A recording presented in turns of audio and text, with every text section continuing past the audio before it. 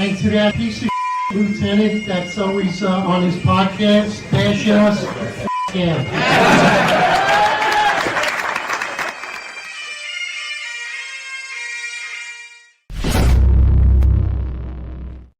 Right. Attention to roll call. Hope everybody had a happy Father's Day. Great, safe weekend. We got a lot to get through today. Eric's still out. Eric will probably be back sometime next week. He's going to be going in for surgery, I believe, tomorrow. So if you guys could do us a favor and just give wishes, we'd appreciate it. And yeah, what's up, Marlon? How was your weekend, brother? Yo, good morning, guys. Good morning, John. Yeah, quiet weekend. Yeah. Happy Father's Day out there to you fellas. Hope everyone had a good Father's Day. Yeah, a lot going on in Bronx today. Yeah. But I guess there's always a lot going on in Bronx. You know, a lot of ways Bronx is still the old school New York. You know, a lot of places in the city has been gentrified, and you know, every time I go up in the Bronx, I keep seeing. Don't get me wrong, there are parts of it that I'm seeing new condos and new fancy, you know, those new school bodegas. You know, but you know, there's still a lot of parts of the Bronx that look like old New York. You know, so yeah, shouldn't surprise us that there's a lot going on in the Bronx.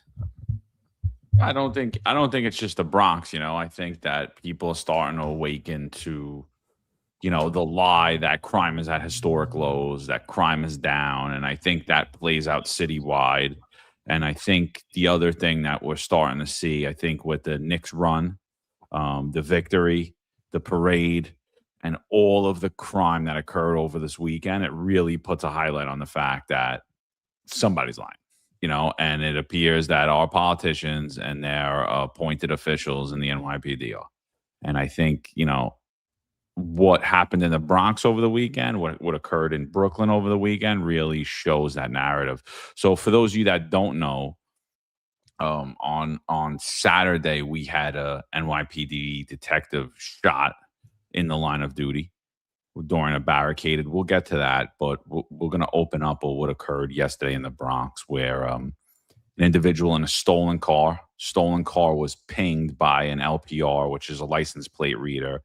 You know, it doesn't, we're unsure at this time if the license plate reader was from a vehicle or it was a stationary license plate reader. But from what I'm reading in the news, it sounds like it was a stationary license plate reader that kept pinging this individual who was out, who just shot somebody not too long prior, was wanted in a shooting, and he was out driving around in a stolen car, and he kept getting pinged on the license plate reader.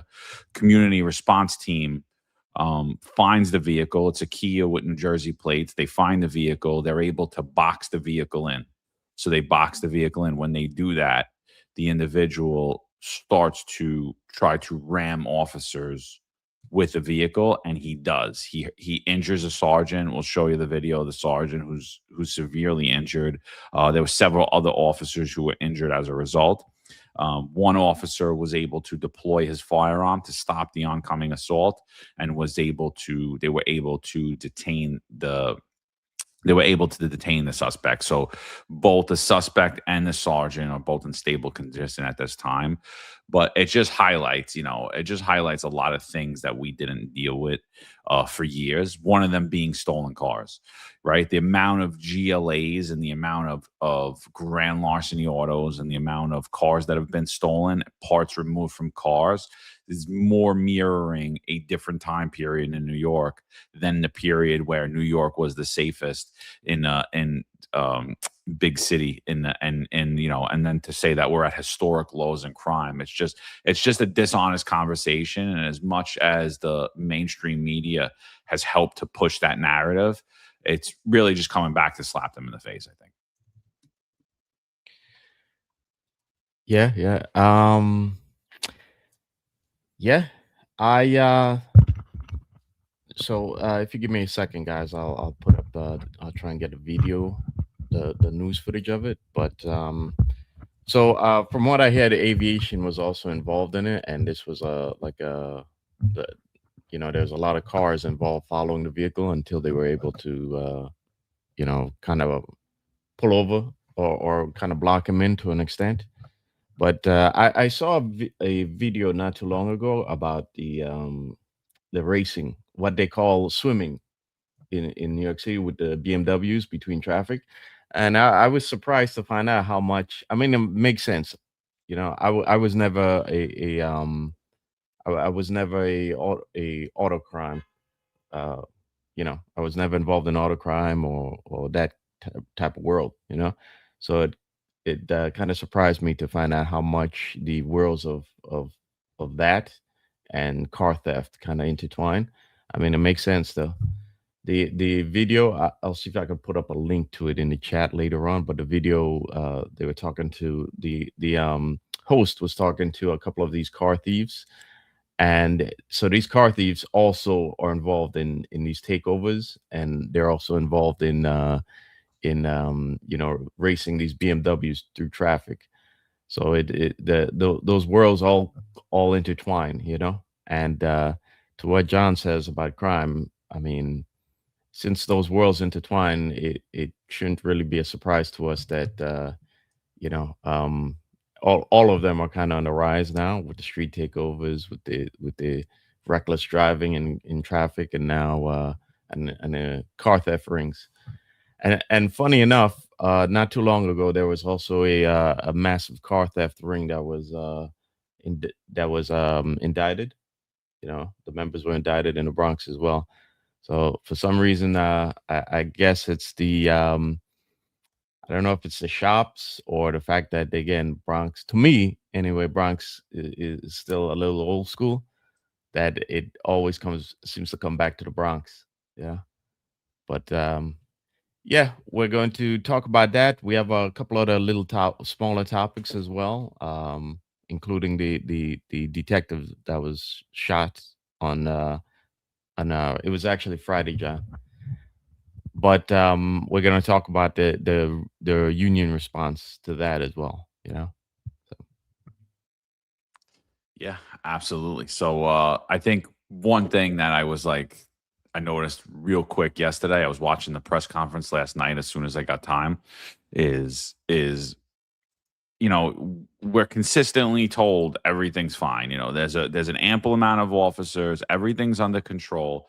This new Bronx model is going to solve all the problems in the Bronx. And what we said is all it's doing is splitting crime numbers in half and giving them a narrative that crime is down in the Bronx. When, you know, we showed you that crime actually citywide, and we talk about major felony crime, citywide is up 30% since 2019. It remains the same. Nothing's changed the entire time of the Adams administration and now into Monani. But you're hearing the talk from the socialists that this has been the safest 5 months in history, safest 6 months, excuse me, at this point, safest 6 months in history. And I throw that the rise of that inaccuracy at the feet of Jessica Tisch, Mike LePetri, and every other appointed official in the NYPD, because that is truly not the case, and everyone knows it. So this is the press conference last night for the ramming attack when the suspect was shot and the sergeant was injured. I'll show you the sergeant injured on the floor later on, the scene of the crime. But I just want you to listen in the background. I want you to listen to pop, pop, pop, pop, pop, pop. Now, could it be fireworks? Absolutely, it could be fireworks. But if we have a fully competent and staffed police department, we have an active crime scene with dozens of officers, probably, I mean, anyone that's ever been to an NYPD crime scene, especially one of this caliber, there's at least 100 cops on scene, if not a lot more than that. And so whether it was fireworks or gunshots, completely irrelevant to me, because neither of them, no one should have felt comfortable to do either. So listen to this. Everything's under control in the Bronx. You know, Jessica Tisch told Oswald Feliz, the public safety chair, that she was going to continue to bring crime down in the Bronx. And yet every day, you know, and I'm sure you guys see it on social media too. You don't hear the radio transmissions anymore, but I'm sure you see it on social media. 2 shot in the Bronx, 1 shot in the Bronx, stabbing in the Bronx.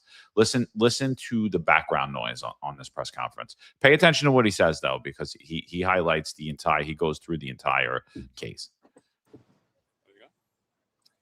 Good evening. My name is Daniel Di Castillo. I am the commanding officer of Patrol Manhattan, Bronx North. I am joined this evening by Deputy Chief Osvaldo Nunez, the Executive Officer of Patrol Bronx North, and Inspector Paul Muggio, the Executive Officer for the Force Investigations Division. I'm here to give you an update of an incident that occurred earlier this evening in the Fordham area of the Bronx. The information I'm about to provide is preliminary and subject to change. Earlier this evening, around 5:35 p.m., there was an alert from a license plate reader that a stolen vehicle was traveling through Washington Heights. That vehicle, a silver Kia Sportage with New Jersey license plates, had been reported stolen yesterday, June 20th, from another area in the Bronx. A short time later, around 5:45 p.m., there was a subsequent alert that showed that the vehicle had traveled northwest and was going east across University Heights Bridge. NYPD Aviation began tracking the stolen vehicle as it moved through the Bronx and notified units from the community response team about the stolen vehicle. The units from the community response team located the vehicle as it was traveling eastbound on West Fordham Road, crossing Cedar Avenue. Those units began to covertly follow the stolen vehicle for about 1 mile until it made a stop and a passenger got out of the car. The vehicle then resumed driving for about 2 blocks and ultimately stopped outside of 380-382 East Fordham Road at approximately 5:56 p.m. At that point, 6 unmarked NYPD vehicles surrounded the stolen vehicle that was stopped to prevent the car from fleeing the location. Multiple members of the community response team got out of the vehicle and surrounded the stolen vehicle, instructing the driver and the passenger to get out of the car multiple times. As members of the NYPD were around the car, the driver of the stolen vehicle put the car into reverse, hitting one of the unmarked vehicles, and ultimately hitting multiple members of the NYPD. He then put the Kia into drive and turned the wheels of the Kia to the right where a sergeant was standing. He drove the car into the sergeant, who was thrown to the ground. Another officer jumped onto the parked vehicle to avoid being struck. The driver then continued his effort to escape, reversing backwards. With the sergeant on the ground in front of the Kia and multiple additional officers in close proximity to the car, the officer on top of the parked vehicle discharged his firearm at the driver. The driver of the Kia was struck and was taken to St. Barnabas Hospital, where he is in stable condition. The sergeant who was hit by the Kia and multiple members of the NYPD were taken to local hospitals, where they are being treated for various injuries and are in stable condition. This incident was captured on body-worn camera footage and is being investigated by the Force Investigations Division. The subject, who was driving the stolen vehicle, was arrested in February of this year for shooting another male in the same precinct. He was charged with multiple felonies, including attempted felony assault, reckless endangerment, and criminal possession of a firearm. I will now take some questions. Before we go to the questions, dude, I mean, just listen to what they said there, right? Like, the individual was arrested for shooting another individual earlier in the year, and he's out on the street. He's out on the street. He's driving around in a stolen vehicle, so he's committing another felony. And then, you know, for a lot of you old timers, a lot of people are saying that it's a bad shoot because in the NYPD there was a longstanding policy that we couldn't shoot at moving vehicles. That policy has since changed about almost 10 years now, where if the vehicle is used in a ramming attack, NYPD officers are allowed to discharge that firearm at the driver, not at the vehicle. And to me, just listening on that scenario, Sergeant already was hit by the vehicle. Another officer had to jump out of the way. The suspect is still using the vehicle to ram back and forth in an effort to escape, endangering the life of every member on the scene and member of the public. In my opinion, I'm not there, and all the information that the NYPD gave obviously could change, but based upon what they said there, I'm sitting there and saying that's a clean shoot. I don't hear anything wrong with it. Yeah, I think we may need more information, but yeah, like John said, keep in mind that policy was kind of changed. So it's I think the officers have a little more leeway now than they did certainly when we first initially came on the job, and that was, you were basically told get out the way. Yeah. Something mentioned on here again, this guy was locked up a couple months ago, right? And he is the suspect is 18 years old. You know, I think that's also going to come into play when we talk about another incident that happened in the Bronx, because as you know, in New York, well, in New York, we raised the age of adulthood of criminal responsibility a couple years ago from 16 to 18 in the raise the age of legislation, and I think that also plays a role in the recidivism we're seeing, and you know, again, this rise in crime. Um, yeah, I think I think we're gonna need to know more before we like I said, before we actually come to a conclusion on the shooting, though. But I think, like I said, I really we don't have more though. leeway. I don't though. This is the one thing that I hate about today and today's culture. We have an individual suspect who shot someone a year prior. Now he's driving around in a stolen vehicle, attempts to flee on the police, strikes a sergeant. You know, I we've become such a woke, soft society and such a woke, soft police force that oh, we need to get all the facts. Like, based upon those facts alone, unless there is something that completely changes the entire story and the NYPD is just completely lying, and I don't believe that that is the case. I don't at all. Then it's a clean shoot, dude. Like, there's no way around it. Like, if you're telling me that someone in a stolen car who just ran somebody over, you can't articulate that you're in fear of serious physical injury or death towards yourself or another, I mean, come on. It's got to be. It's a clean shoot. I agree with you. We don't have all the facts, but Mhm. based upon the facts we have now, it's a clean shoot. Mm. Well, you see, I think we live in a different era, John. Yeah, I mean, by our standards, yeah, but you know, it is the Bronx, first of all, and you do have a Bronx. You know, you do have Darcel Clark in the DA's office, and you do have those Bronx juries that are pretty wacky. You know, I mean, you know, if it's me in charge of the investigation, I have a pretty high threshold for you know, for you know, ruling that the officer is in the wrong for that type of shooting, you know.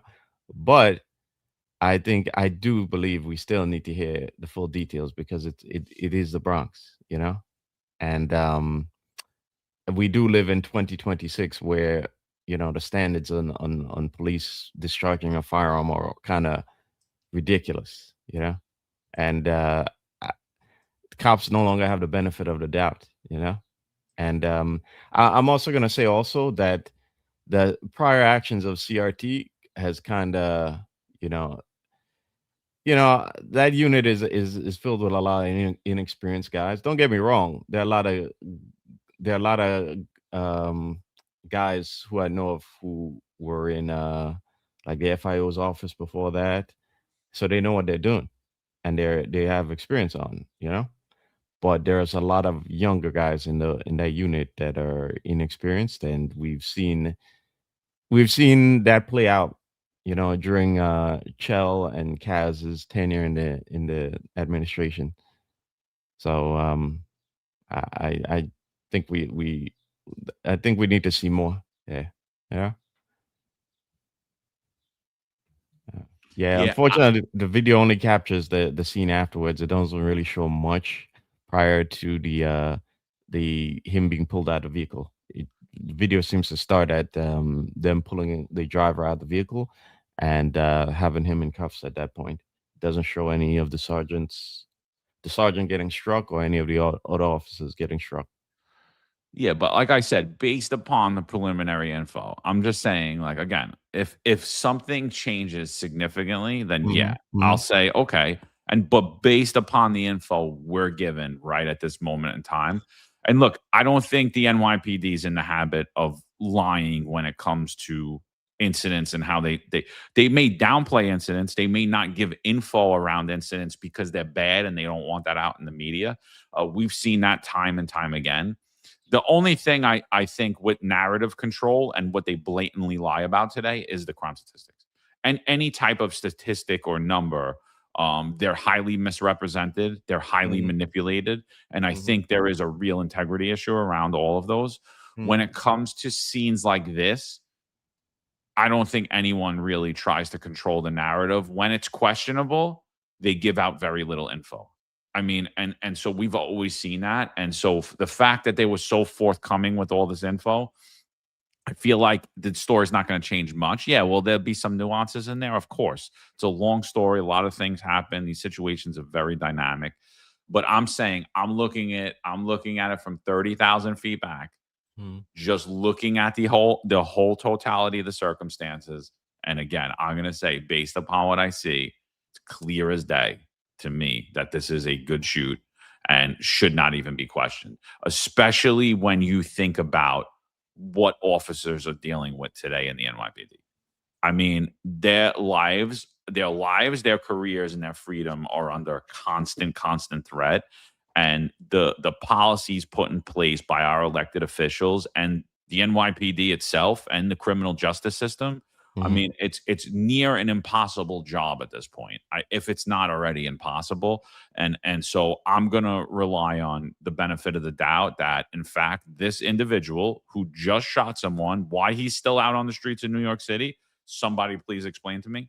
Somebody explain to me how you shoot somebody and within the year you're hanging out on the streets of New York City and you feel comfortable enough to drive around in a stolen car. And then when the cops try to stop you, you attempt to flee and you have no regard for life around you or cops' orders or men pointing firearms at you telling you to stop. So just based upon that, I say undoubtedly a good shoot.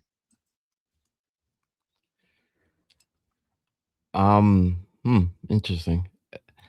Yeah, I saw a comment there from Chief Marino who said who I think what did Chief said? He asked if that was extrajudicial. Yeah, Chief. I'm sure a certain lawyer is going to regard it as extrajudicial, and is going to be calling for the termination of those officers. You know, but yeah, I think they should be given. I'm not saying they shouldn't be given the benefit of the doubt. I like I said, I think the standards are kind of stupid. You're basically yeah. I mean, I, in a lot of ways, the job expects you now to be facing like kind of like imminent death or injury before you yourself could fire. And the thing is, like, do we have to? A lot of times, you shouldn't wait to that point to certainly even have your firearm drawn.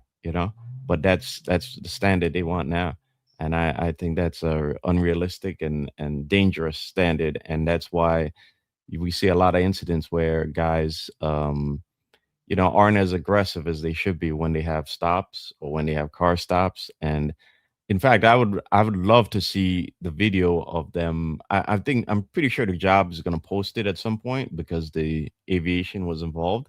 So maybe aviation has a view from above. But I would love to see the video of them stopping the vehicle prior to the shooting, and just to see how aggressive their tactics are, because I really do think that I'm not a fan of chasing, but I do think that the actual stop of the vehicle, since this would be a felony car stop, should be a lot more aggressive from the beginning. And I've seen videos, not just us, but I've seen videos of other cops from other states, and they're on felony car stops, and I keep thinking, man, yeah, it doesn't seem like they're fully aware how dangerous the situation is prior, and how they should be um more aggressive prior to actually getting to the point of even speaking to the driver. So I'd be curious to see the video of it, but like I said, I'm sure the job is going to release it in a few days. Well, I think the thing is now, again, I think that we really have become such a soft woke society and a soft woke police department that we really question when officers unholster their weapon way too quickly. Like, again, we showed you earlier in the year a bill that's on the floor right now in city council for officers that need to document every time they unholster their weapon. Now, just because you unholster your weapon does not mean you pointed your weapon at someone. I've unholstered my weapon on during many car stops. During a felony car stop, I certainly unholstered my weapon. And honestly, I think if you don't, you have no business in law enforcement. And every day that you go home, you it's a gift from God because it's sheer it's the grace of God totally that is keeping you alive. It has nothing to do with your tactics or your smarts or your skill as a police officer. You know, the one scenario that always sticks out in my head is Russell Timoshenko, the car stop there where Russell Timoshenko was murdered. And that was almost like, in my opinion, it was like it was the case that proves right there that every car stop is you're potentially not going to make it home that day. And there's what happened to Russell really couldn't even really be avoided. Pulled over a vehicle he believed was stolen. As he began to approach the vehicle, and I do believe that they were conducting a felony car stop with their firearms drawn. As he was approaching the vehicle, a heavily tinted vehicle, so he was unable to see inside the vehicle at night. The suspects just started firing out of the back window, striking and killing Russell Timoshenko. And so now we have policy, and now we're going to look for legislation that's going to emasculate the authority of a law enforcement officer's ability to stop criminals from their act of committing a crime, as well as keep themselves safe. And I think that, like, the problem is in law enforcement is we don't have enough brave voices who are willing to push back at these lefties. I listen to clips of. I haven't listened to the whole thing, and I really take pause with doing so because it disgusts me, dude. And honestly, it does. I listened to Rodney Harrison, like, in some clips on Corey Pegues's show, and shout out to Corey. I like Corey. And I'll even give a shout out to Rodney Harrison for coming out here and showing the world who he is. But I want to throw up in my mouth listening to him talk because I'm like, this is everything that's wrong with law enforcement. Rodney Harrison is the prototypical good guy in law enforcement, and the language that's used and the political correctness that's used and the ability to always say that we need change in the police department without ever honing in on what that change is, but at the same time pretending that you support the rank and file when you're not just looking to jump on the gravy train. That is the ultimate problem in law enforcement. And there's only one platform currently that has these discussions and is brave enough to actually say what's happening with the emasculation of law enforcement, both internally and externally. And it's here. It's on the Finest Unfiltered, and it's got to change, dude. There needs to be more people and more voices before we're gonna get actual change. It's not coming from the unions. Like we said, and the thing is, like, I talk to a lot of politicians. I talk to Democrats, I talk to Republicans, I talk to conservatives, I talk to far left people. And the thing is, like, the narrative has just been moved to the complete far left. But if you talk to these people on an individual basis, they'll agree with nearly everything you say, but they won't publicly say it. I said on the last episode how I was talking to Sam Berger about his bill that's gonna stop, that's gonna take off when NYPD cops. So for those of you that don't know, when NYPD cops get a complaint, that complaint stays on their record for eternity, not in retirement, in death. That complaint is public info forever. And when you correlate that to what's happening in New York City around all the criminal justice reform, where we have actual felons whose criminal records are wiped clean. We have an administrative failure on a cop. Maybe he cursed at a suspect. Maybe he wore white socks one day when he was supposed to wear black. those administrative complaints are public info forever, but felony criminal records get sealed after a certain time period. And so Sam Berger's legislation, what he put out, and Jessica Scarcella Spanton, I mean, to me, it's common sense, but it's so weak and it's so soft that I can't even get behind it, because it's like, oh yeah, if it's proven that the allegation is false, we'll take the complaint off the person's record, like public info. And I'm like, well, who cares if it is even a legit complaint? Because it's an administrative failure. We're wiping the slate clean for felonies, but we have a slate open for, but for eternity, people get to see an administrative failures. Like, how does that make sense? Like, where is like the continuity and the type of law and the type of discipline and the type of transparency that we're having? There is none. And so it's all skewed pro criminal, anti police, and it affects cops in the long run in their life after they leave the department. And I think what's happening here is our inability to actually push back at these politicians and call out nonsensical legislation like this legislation, that it's going to be deemed a use of force if you unholster your weapon. Our inability to do that is not only making the job much more dangerous for police officers, it's making our cities and our quality of life much worse, and it's making our cities uninhabitable. I went to a show I'd like to talk about at some point, and I took my wife and my kids. I went to a show off Broadway in the theater district, and me and Marlon actually going to be attending on Thursday. But just the amount of crime that I seen on 42nd Street on a given night, I was like, I saw two cops posted, and the amount of crime that was happening around me, I couldn't believe it. I'm like flabbergasted by it, and I'm like, it's because of our weakness in posture as citizens, our weakness in posture as leaders when you're actually on the job.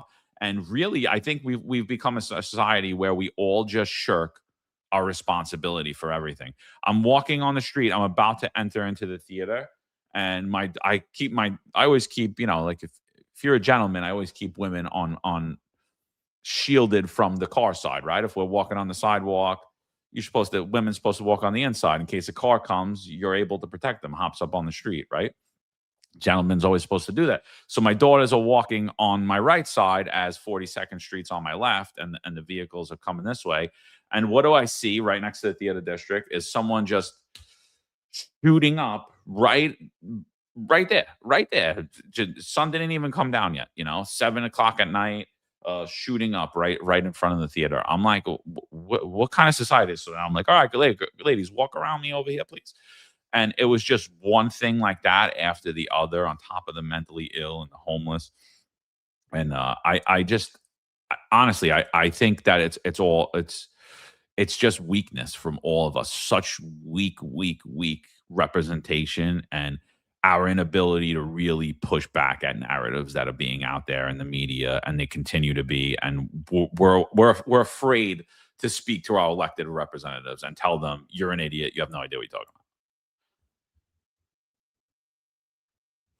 Yeah, it's a larger problem in Western society, and I think the issue with a guy like Rodney is that he's beholden to the progressive industrial complex. If he says things out of line, or if he's completely forthright with you about his what he's thinking, then he gets those are less gigs, security gigs, that he's going to get for his company. Those are connections that are going to they're going to cease. The problem with the way things work now is that if you criticize the establishment, you're going to be left out of it in terms of business and opportunities. And a lot of guys, I've said this before, a lot of guys depend upon the establishment for their next livelihood. They're not, they're not going to branch out on their own and, say, screw it. I don't need you. I'll build the company.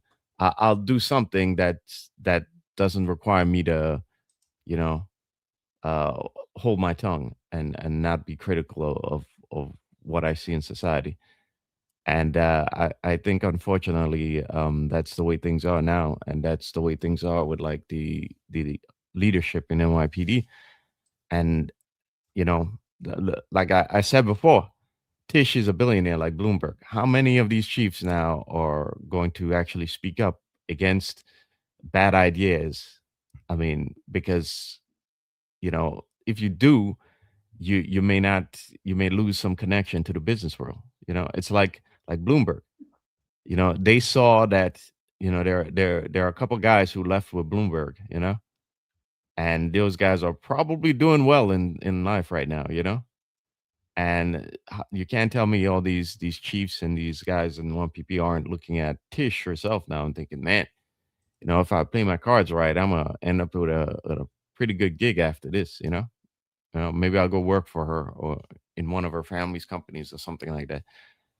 And these guys are just looking at their opportunity and not looking at the bigger picture of society and how being quiet will ultimately destroy the same job they claim to love.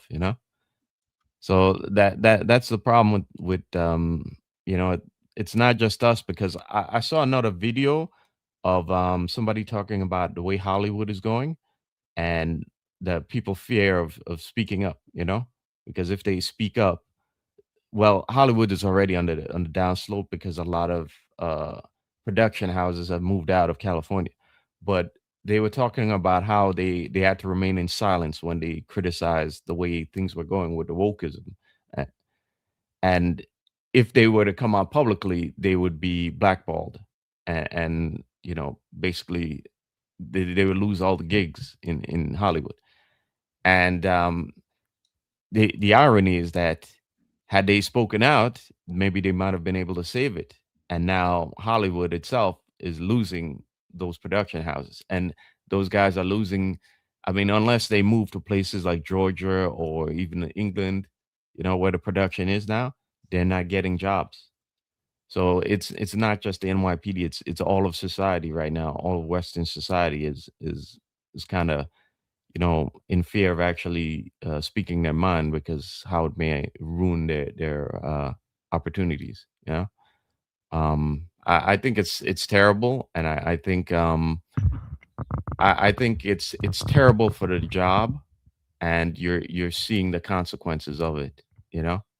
And I can only I don't know when it will actually hit the point where people will say they've had enough, and find the courage to speak out again.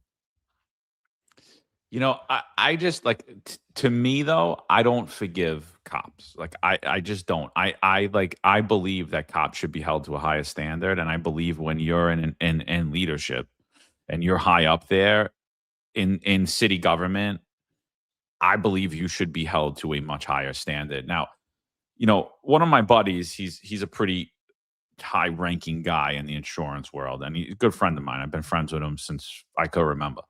And real smart dude, real like business securities, off the chart, very successful. And he said to me one day, he goes, why do they call it the job? Why is it the job? And I'm like, well, it's the job because it affects everybody's lives, dude. Your insurance, you make a decision, you're going to affect your little world at some point. You're going to affect your employees' lives. You may affect um, your customers' lives, right? However you want to call them, your business partners, whatever you want to say. Whoever you're in business with, whoever you're aligned with, you make a bad decision, you could affect that world around you. In policing and in city government, you're affecting everybody by your own cowardice. You're affecting your own children. You're affecting the future of this city. You're affecting the president of this city. You're affecting the entire globe, in my opinion, because I really, people say that it's crazy of me, but I do believe as so goes New York, so goes the world. I believe we really set precedent, especially when it comes around public safety. We set precedent around fashion. We set precedent around a lot of things that you see out happening. That's why this Knicks victory was so big, because it was in New York. When LA wins the championship, it's not as wild as it. You don't have Laker fans everywhere in the world. You don't have all these pretend Laker fans just pop up. I do believe New York is the epicenter of the world, and so like I think people, especially people in law enforcement, they shirk their responsibility, and I do believe politicians do the same thing. And I think in both professions, it's completely inexcusable. One of my friends was, actually, it was the same guy. We were having a conversation about Joe Borelli, and I was infuriated by his responses to me during the pandemic. And I'm like, this mother effer. I was contemplating. I was like, I think I should run. And he goes, look, what do you want this guy to do? He's a loser councilman. What is he going to do? How is he going to feed his family? Like, he can't stand up for you because he needs to win the next election. He can't stand up for what's right. He has to just go along with the grift. And now he's concerned with his next job, which we all saw. He became, what did he become? He became a fluffer for companies at this point, pushing legislation. He's a lobbyist? And he's a lobbyist. He's a fluffer.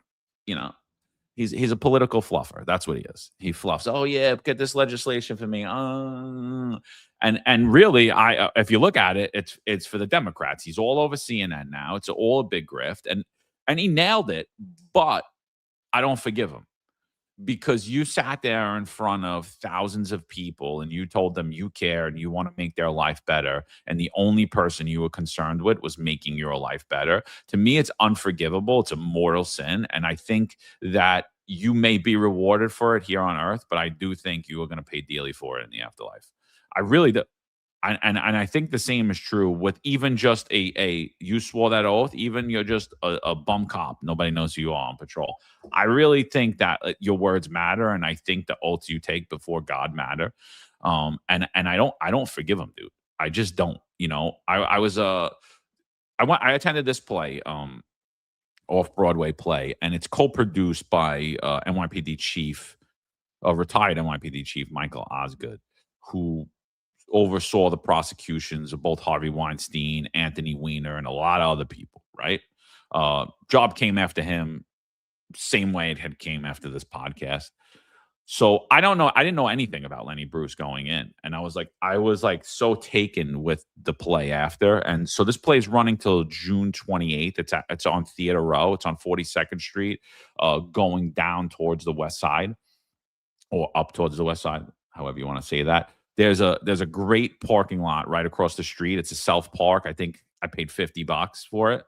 I was like contemplating, should I take an Uber? Should I rent a car and park it? Because I have a huge pickup truck, and I was like, I don't want to pay $100, but I paid. It's a great parking lot across the street. Anyway, moral of the story: Lenny Bruce, he's this comedic, and he's a comedy guy. Real controversial figure at the time, because at the time when Lenny Bruce in the 60s, when he's doing comedy is just basically jokes, right? It's not social commentary like it is today, where people are cracking jokes at politicians, at events that are happening in life, making fun of culture, religion, politics. Lenny Bruce starts doing that. Lenny Bruce gets arrested in LA and banned from LA. He can't for First Amendment, right? He then gets arrested in Chicago, comes to New York City, and he's performing. He sets up, he gets a contract where he's going to perform at Cafe A Go-Go. But Lenny Bruce is very popular, culturally. But he makes some wild jokes. At the time, there were obscenity laws in New York City. And what happens is the Manhattan DA doesn't like Lenny Bruce. Now, he made a lot of jokes about, like I said, about social issues, right? He made fun of Jackie Kennedy after the assassination of John F. Kennedy. He made fun of another president's wife I can't think of. So he would crack jokes like that where he was pushing the boundaries of comedy. So Manhattan DA didn't like him for whatever reason. Don't really know what that reason is, but he sends undercovers into Lenny Bruce's show. Lenny Bruce, again, talking about social issues. There's obscenity laws on the books at the time. Sends Randy Jurgensen in as an undercover to take notes on Lenny Bruce. Randy Jurgensen takes notes on Lenny Bruce, reports back to DA's office. DA office comes in, locks up Lenny Bruce. Lenny Bruce comes back 2 days later, keeps performing his show. Undercovers are still in there, take notes. They lock up Lenny Bruce. And now not only do they lock up Lenny Bruce, they lock up the club owner and the club owner's wife for obscenity. And basically, the play is the entire 5-year court process in New York State Supreme Court about the obscenity trial of Lenny Bruce. Now, doing research on the dude afterwards, Joe Rogan and many other notable comics all say that this man is the godfather of comedy, like comedy as we know it today, where you're allowed to say things. So dude was a pioneer in his time. He was ultimately convicted. Supreme Court refused to hear the case. Life destroyed. It seemed like he had a problem with drugs. Tried to kill himself at one point, failed to kill himself, and then ultimately later on down the road ODs. But that conviction held, destroyed his career, completely destroyed his career. And Governor Pataki, almost 30 years later, winds up pardoning Lenny Bruce posthumously, and the obscenity laws are removed. So this man strengthened First Amendment rights not only in New York, but across the country. But it's a sad state of affairs when we're not even making fun of anything. We're not even being satirical. It's a sad state of affairs. We'd have more protection in law enforcement if we made satirical memes, which we used to, right? And that's why the job really started to come after us. But it's such a sad state of affairs. We can't even talk about reality. We can't even question law. We can't question policy. We can't question our elected representatives out of fear of being outcasted. And the only reason that is currently in law enforcement is because everyone's a fucking coward. That's what it is, dude. That's what it is. Everyone that's friends with me has to paraphrase. Oh, I like John. He's a good dude. He really means well. I don't agree with everything he says. Like, what do you have to say? I don't agree with anybody. What everybody says.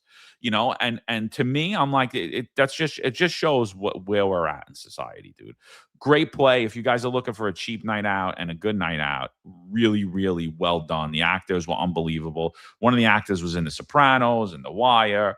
Really, really great show. Me and Marlon are going to attend on the 25th on Thursday, but the show's sold out already.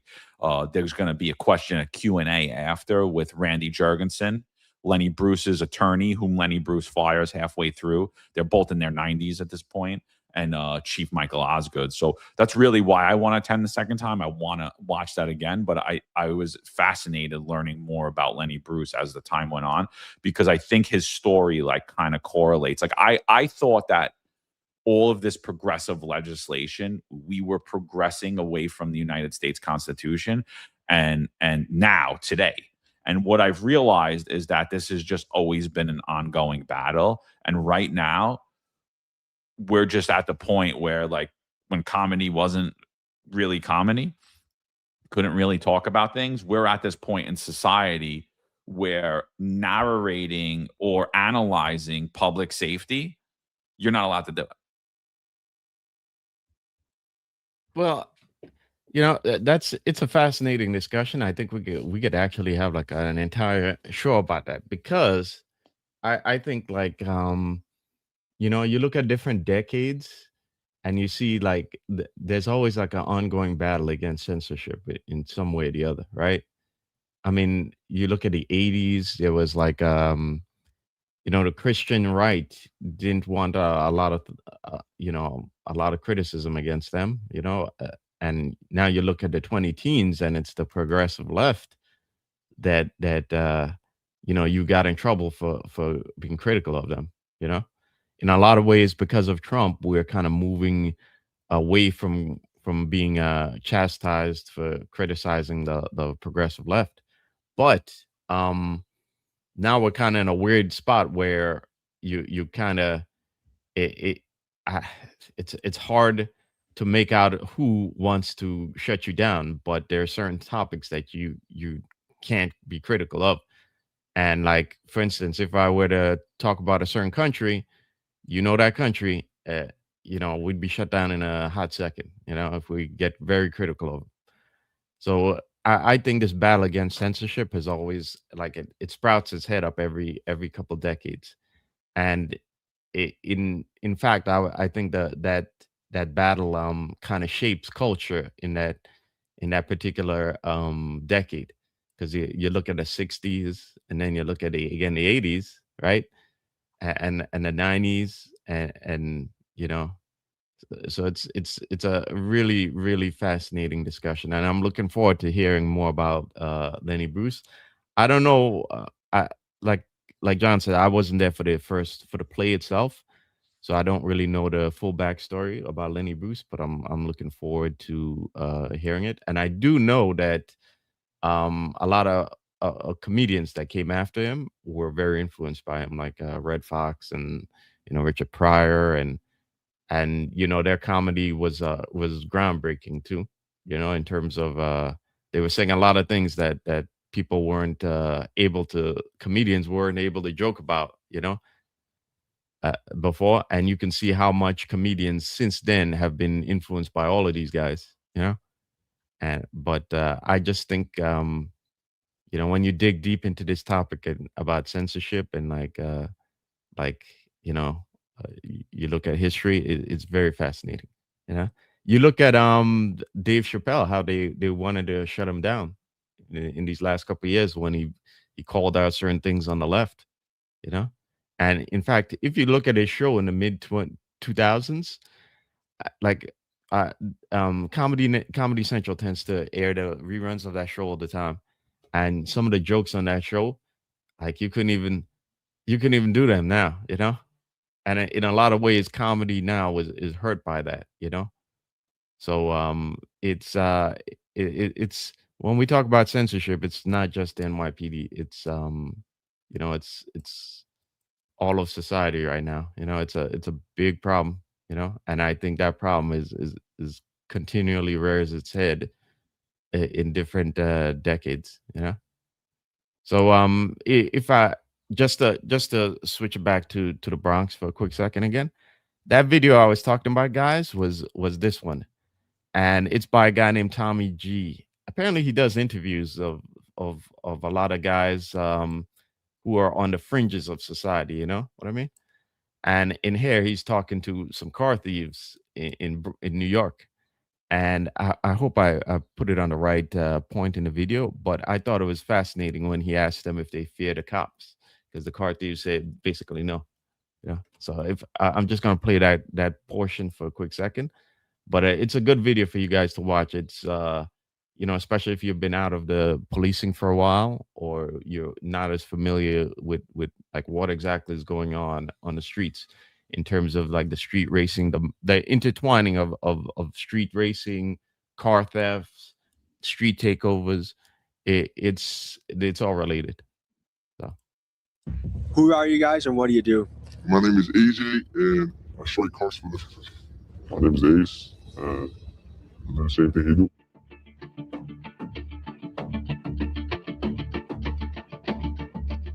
Okay, we just pulled up on a random parking lot on you. How did this happen? We basically just got chased by undercovers right now. Just now? Yeah, like 30 minutes ago. That's what they go for. They usually hit right here and the windows, so they know the vibe. So when with your car they hit you?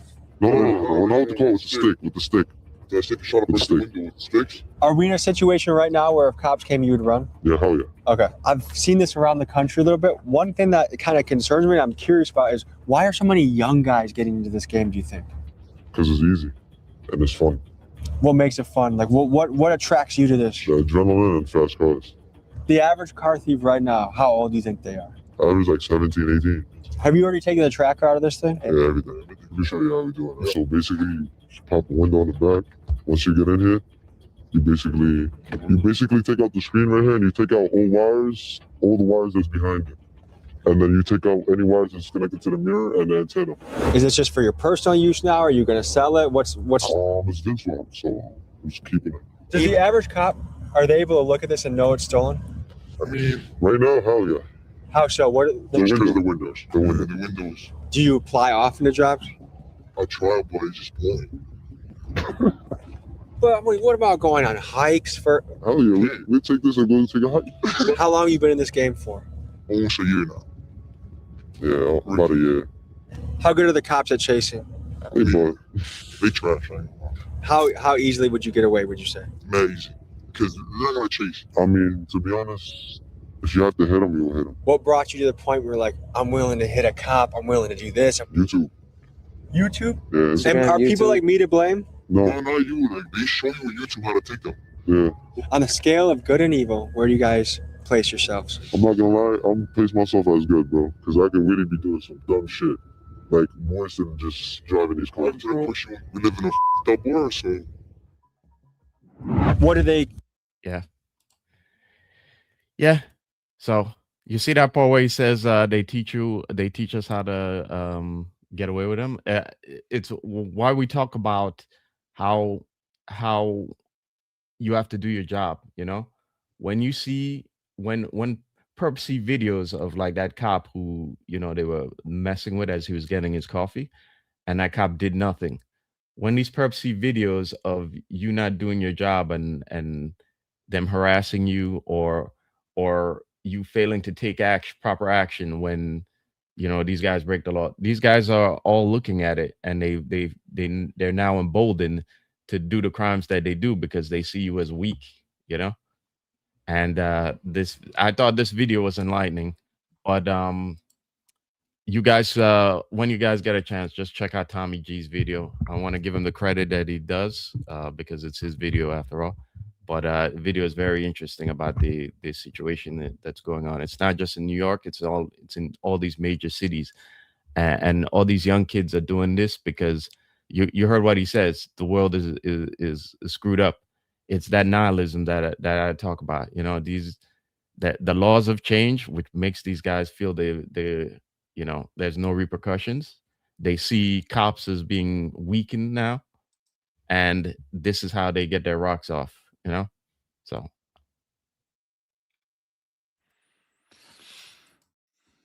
before we go on the next topic, I just want to bring this up for 1 second. Today, there's going to be not even a rally. There's just people going to the U.S. courthouse, Thurgood Marshall U.S. courthouse at 40 Foley Square, real close to One Police Plaza, to support firefighter Brian O'Brien Pastrana, excuse me. Brian was an FDNY firefighter. Like all of us, he was mandated to take the COVID vaccine, and Brian complied. I forget the exact one that he took, but he took one that required 2 shots. He was injured after the first one, and he stopped, and then he asked to not have to take the second one. Like, he asked to be exempt because of the bad reaction he received from the first. And he was denied, and he was told, if you don't take the second shot, you're going to be fired. So, you know, he, like us, he was like, he was against it, but he ultimately wanted to keep his job. So he took the second shot. After taking the second shot, he became severely injured and was diagnosed with myocarditis. So Brian now was forced to put something in his body that he didn't want, certainly didn't need, because like myself and Marlon was infected with it in the early days of the pandemic and did have natural provable antibodies. So he was forced to, under threat of termination. Marlon was terminated. I knew they were going to terminate me, and I was like, I wasn't willing to lose 17.8 years, so I put my papers in and I retired early. Brian tried to keep his job. He followed their illegal, immoral, and illogical edict. He suffered myocarditis as a result, and his span has surely been shortened as a result of it, unfortunately. And the other effect of that is Brian was actually no longer able to be a firefighter anymore. So you would think that you are in a public safety agency. We have things called the heart bill. Firefighters have the lung bill. Police officers don't have that. We should have that, but we don't. And that's a conversation for another day. But you would think that Brian would go out on line of duty injury, right? He would get 3/4 disability pension. And in fact, that's not what happened. The doctors all say, including New York City, say yes, that in fact O'Brien was injured due to the mandate and due to the vaccine that he took. And no one denies it, not the city of New York, not his doctors, nobody. But they say that he wasn't forced to do it and it was his obligation. It wasn't his obligation to do it, so it's not a line of duty injury. So they just forced him out of the FDNY. And that shows you everything that's wrong with our union representation and everything that's wrong with society as it stands today. Just going back again to our ability to speak what's actually true, what's actually right, ask questions, and demand answers to those questions. You know, myself and Marlon were blackballed from the NYPD. We both have spotless disciplinary records, highly rated employees throughout our entire careers, well respected by our peers, our subordinates, our supervisors, and we were blackballed for asking actual questions. And look what they did to this firefighter. And you're going to tell me Black Lives Matter in New York City? You're going to tell me that you care about pushing people ahead and you care about diversity and you care about everyone having a voice at the table? Look what they did to Brian. Look what they're doing to Brian. So this isn't a rally. There's not going to be any signs. There's not going to be any protesting. It's not going to be anything like that. But at 2 p.m. today, I'm going to try to make it there right after the show. We're going to stand in the courtroom, silent, not say a word, not even going to wear anything, just to let the judges know that we're still here and we still care and we see you.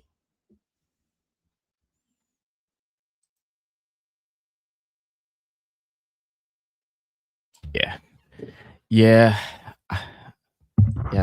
It's a sad situation, guys. But you know, I think more guys need to pay attention to it. And unfortunately, as the case is, I think there are a lot of guys who still aren't aware of what's really going on with the vax, you know, and you know, the injuries after, and even the situation with the courts, you know. But it's a sad sad place that we're in. I saw a comment from Jake over here. Jake Gans 9035. He says, "I'm curious why there's been so many targeted police attacks and why it's been so hard for them to control a lot of chaos that's been unfolding." And I think it's everything that we talk about, Jake. It's the fact that you have bosses who don't push back against changes in the laws. And bosses, I mean like police executives. They don't push back against the politicians. They don't push back against changes in the laws, against policy changes within their own department that are woke, you know, that emasculate the police department and creates a new generation of cops that aren't aggressive, that aren't that wait around for bosses to give them directions. And when you wait around, like I've said this many times before, like you have somebody stopped, you're in a car stop, whatever it is, you have somebody stopped. If you're not aggressive and if you don't take control of the situation, right? The longer it goes on, is the more likely things go sideways. Like the longer your indecisiveness, either you got them on something or you don't, right?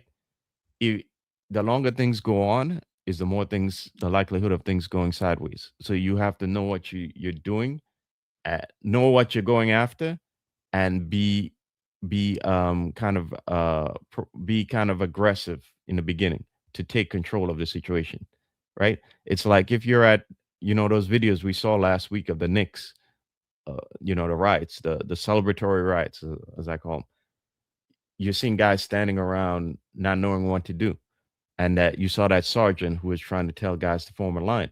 Well, the longer you're standing around, as that crowd is clearly getting more restless, and the longer you're standing around not doing anything, is you're waiting on somebody in the crowd to throw something at your head. And it's that indecisiveness that's created by these woke policies and teaching a generation of now young cops that, they basically have to wait for guidance, and they should be scared of what they do, because it can, basically making them terrified of being a cop, because of they may get indicted for some BS. The problem is that you have executives that don't push back against that and don't push back against the laws, and that has trickled down all the way down to the rookie on the street now, and it's created this culture that you're seeing now, where, again, that video I showed you, these guys tell you themselves, they look at videos of you guys getting harassed and not doing anything, and they see you as weak now, so now they're not afraid of you. And these are all kids. There's a guy named Squeeze Benz who was mentioned later on in that video, right? He's an infamous street racer, but he's also involved in burglaries, in car thefts, and this kid is what, I think he's just 18, as a matter of fact. Young kids. These guys are all young kids, and it's we talk about nihilism again, right? When they see all this and they see the world as it is now, they who the hell cares? It's like they're not afraid of any sort of consequences for their actions, So it's this atmosphere is created by society and all the problems that we talk about in police departments and in cities. Well, I blame society for it all. We've came a society where everything's okay, and Billy Blastoff. It's a kinder, more gentler NYPD breed of officers today. I'm gonna say it's a kinder, gentler society today. It's a kinder, gentler society where everything goes. Height of broken windows theory, and I said it before. As a kid, I hated it. Right, sun would go down in the park. We'd get our balls broke. You smoked pot. You were going to jail for the weekend. You drank on New York City streets. You were getting a ticket. There's not a point in New York City. There's not a neighborhood, regardless of its socioeconomic status, regardless of its density. There's not a neighborhood that I haven't been into in this last week and a half of being here where I don't smell marijuana every single place I go. So you could use drugs freely. You could roll drugs freely. I can't get used to it. I'm going shopping. I'm in Soho with my kids. There's kids rolling weed in front of me. They're smoking weed. There's adults doing it. There's people shooting heroin. And then we're going to wonder why cops get assaulted. It's like, because you could do anything. Nothing matters. What's the big deal? You get the nihilistic attitude from the cops and from the executives and from the politicians, but you also get it from society. Oh, it doesn't matter. The DAs aren't going to prosecute. So why are we paying DAs? If it doesn't matter, why are we paying cops? What are we talking about here? I mean, and then we allow the slop to get thrown in our face. Like, don't worry about the rise in felony assaults. I mean, how many times have we heard this throughout the last 4 years? And again, it makes me want to regurgitate in my mouth. And because I'm like, this is disgusting. It's disgusting that anybody would feel okay saying this. And I'm talking specifically to the police commissioner right now, because when she said recently, and she wasn't the first person to say it, she's probably about the third or fourth person to just repeat it. She said, don't worry about the rise in felony assaults, because most of that is just assaults against police officers and other city workers. So you're telling the public they should feel safe walking around New York City streets or on New York City transit because the people that are being assaulted are employees of the city, cops armed with arrest authority. I'm supposed to feel safe by that. Doesn't make me feel safe. I'll tell you, there's one thing that I've accepted when I'm in New York City now, and especially when I'm with my family, it's that I'm completely on my own. Like, the protection of my family for that entire day is mine and mine alone. My tax dollars that I spend, and I still spend a lot of them every year, even though I'm a resident of Florida, I still give a lot of tax money to New York City every year. All of that money is basically going towards programs that will never help me, to fund agencies that I will never use. And now the one agencies, like, of course, sanitation is a great agency. FD&Y is a great agency. EMS is a great agency. They have a lot of room for improvement. And of course, the NYPD is a great agency. But chances are that if I need them, they're not going to get to me in the time frame that I need them to be in. And I've accepted that because it just is what it is. What am I supposed to do? Like, scream and yell at the top of my lungs? So why are assaults up on police officers? It's because assaults are up on everybody. Why is crime up 30% since prior to the pandemic? Because we've literally given up holding our elected officials, our elected representatives, because they're supposed to represent us. We've given up holding them accountable, asking them questions, demanding that they give us answers. And also, we've given up, holding their appointed officials. They're appointed, who aren't even elected, so they work for us, civil servants. We've given up asking them questions that matter and demanding answers. We allow them to, when we ask questions, them to just treat us as if there's something wrong with us and walk away like as if they're on a higher pedestal than we are. So why is it up? Ultimately, because of all of us. That's why. That's why assaults are up against cops. That's why crime's up, because we are a weak, dumbed down version of society. And that's it. And you see across this country, socialist after socialist keeps winning. Expect a lot more of it. A lot more of it.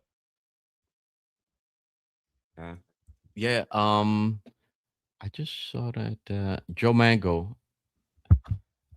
She kind of is Joe Mango. I think Joe Mango is referring to Tish. When in her comment about it's just city workers getting assaulted, right? She kind of said that, in other ways too. It's just the peasants, Marlon. It's just us peasants. Yeah. And who are we? And who do we think we are to come on this podcast and talk and have a conversation with the rest of society and allow them to have a voice? Who do we think we are, Marlon? She, anytime she's asked by city council about the attrition rate and the retirements, right? Her response is that, well, we're going to get 500 more new guys. We're looking to get a big class at the end in December or whatever. And that alone tells you what she thinks of the peasants, the city workers. Because the thing is, like we've said numerous times, you can get an academy class of 1,000 guys.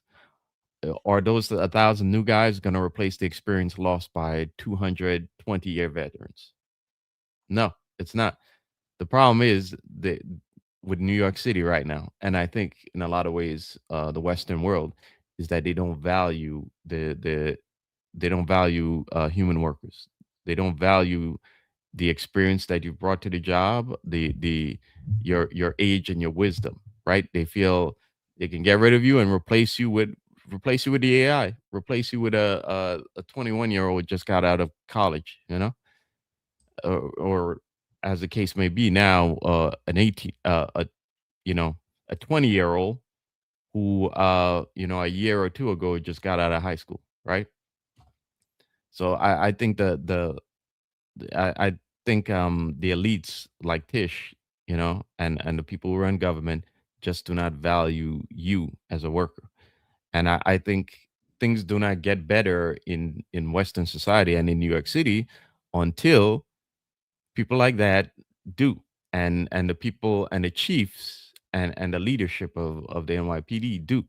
Once they value you as a worker, things will change, because then they'll start to realize that we got to make the job better for the humans here. And you're not just a number keeping a seat warm until the next guy could get that seat. And until that happens, I don't think things are going to change, unfortunately. Yeah. Told you so back once, as a society where the weak and mentally ill rule, because they're the ones that are brave enough to actually say what they want to say. They'll True. get up, lie to your face, and nobody will push back at it. Everyone knows it's a lie. Oh, I'm not a father anymore? I'm a non-gestator?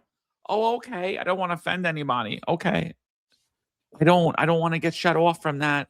I mean, how quick does that have to happen? Like, once that becomes law, all you need is like a mayor's executive order for the word father to become completely abolished from the NYPD. And mother. It's all you need. You need an executive order from the mayor, and every single appointed official in the NYPD will start like a Nazi totalitarian, will start uttering the words gestator and non-gestator, and they will shove it down your throat, and they will treat you like a criminal if you don't use that same word. Same way they did with masking and testing, same way they did with the COVID, with the vaccine cards, same thing. It's all you need. Just like this. Okay. And you feel like, oh yeah, I'm supposed to honor you and revere you? Like I said, I pity you. You know, it's and then let's have another uncomfortable. While we're on the topic of uncomfortable conversations, let's get into the next uncomfortable conversation, because we had the NYPD detective who was shot, right? ESU detective, and I think it's important that we highlight what happened in all this. So let's go right to the press conference of that incident. We're probably not going to play the whole of the press conference, but I want you guys to notice who isn't there. I want you guys to notice who's not there. NYPD detective shot same day as the Detectives Endowment Association picnic, right? And just when you look at it, like, shouldn't there be somebody at this press conference? I don't know. Maybe. Let's see. Good afternoon. I am here to brief on a barricaded perpetrator incident that resulted in one police officer being shot in the Bedford-Stuyvesant section of Brooklyn. The information that I'm about to provide is preliminary, and it is subject to change. At approximately 5:45 this morning, officers from the 79th Precinct responded to 190 Kosciuszko Street after a neighbor called 911 to report hearing approximately 7 shots fired inside a 2-story brownstone. Upon arrival, officers from the 79th Precinct heard additional gunfire coming from inside of the residence. Patrol officers attempted to make contact with the individual inside. After receiving no response, they made entry into the location, where they observed a male holding a firearm. Officers withdrew from the residence at that time and requested additional specialized resources. At that time, the subject's wife and his son were able to safely exit the location. They relayed to police at the scene that the subject has a history of mental illness. Neither was injured. However, there was an elderly couple that was unable to exit 1 floor above. Members of the emergency service unit, the hostage negotiation team, TARU, SRG, and additional personnel from the 79th Precinct responded to the scene, established a perimeter, and evacuated adjoining residences. For more than 2 hours, both hostage negotiators and the family made multiple attempts to establish a dialogue with the perpetrator. Officers were able to get in touch with the elderly couple on the second floor of the residence and instructed them to lock their bedroom door. Around 8:30 a.m., the subject began throwing large items out of the rear window into the backyard below where our officers were staged. These items included a microwave, a lamp, pots and pans, and other kitchen goods. Drone footage at the time showed the perpetrator clearly holding a handgun in his left hand. He continued to fire rounds from inside the apartment. No officers were struck at that time.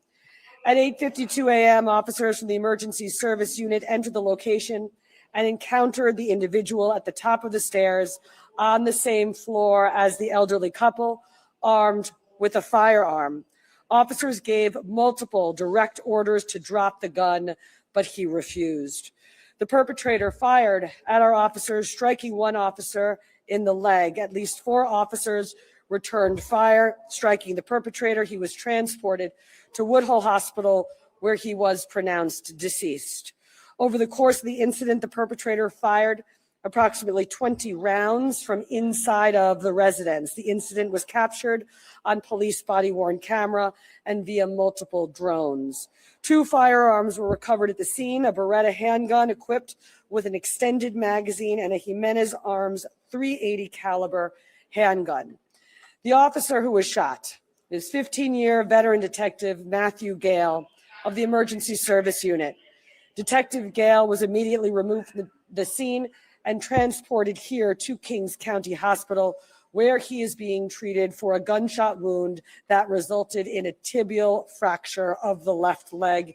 He is currently in stable condition. I just visited with Detective Gale and his wife, and I want to thank the doctors, the nurses, and the staff at Kings County Hospital for the care that they are providing to him. I am grateful to report that Detective Gale was in good spirits, and we are praying for a full and speedy recovery. The perpetrator is identified as 48-year-old Lamon Simmons. At this point in the investigation, we believe this incident began as a dispute involving the elderly couple on the second floor.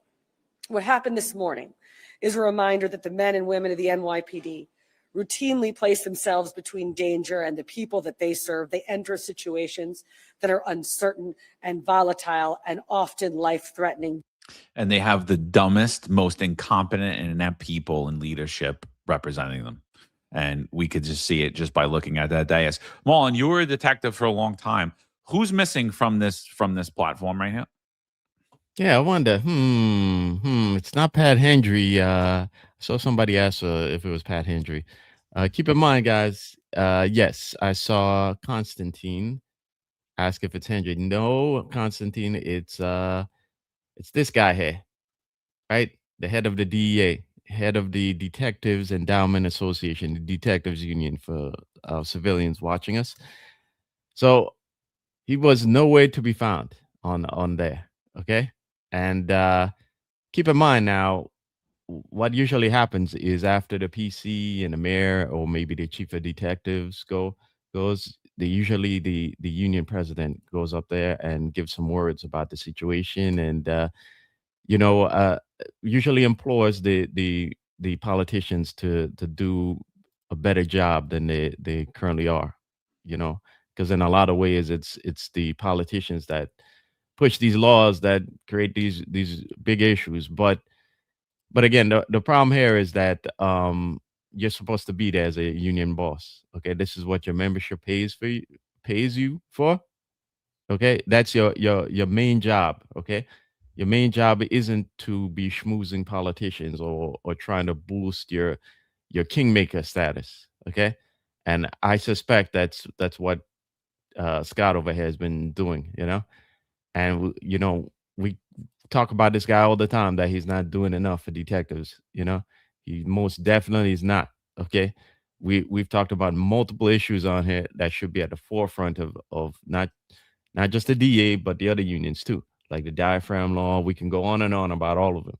Okay, these guys are not talking about it. Okay, in fact, in my situation and me and John's situation, guys like Scott haven't said a word. Okay, they would just want to memory hold the entire incident, when the entire incident just it doesn't only affect us. It affects you guys because you guys took that crap and it's flowing through your veins right now.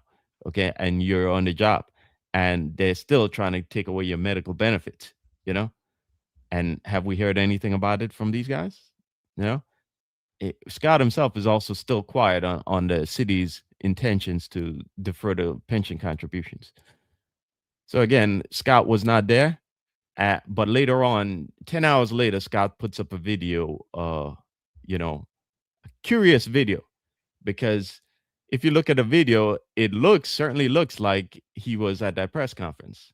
In fact, I made it a little easier for Scott there, right? I took this same video. Look, for a detective today. To help you out, Scott. To help you out, Scott.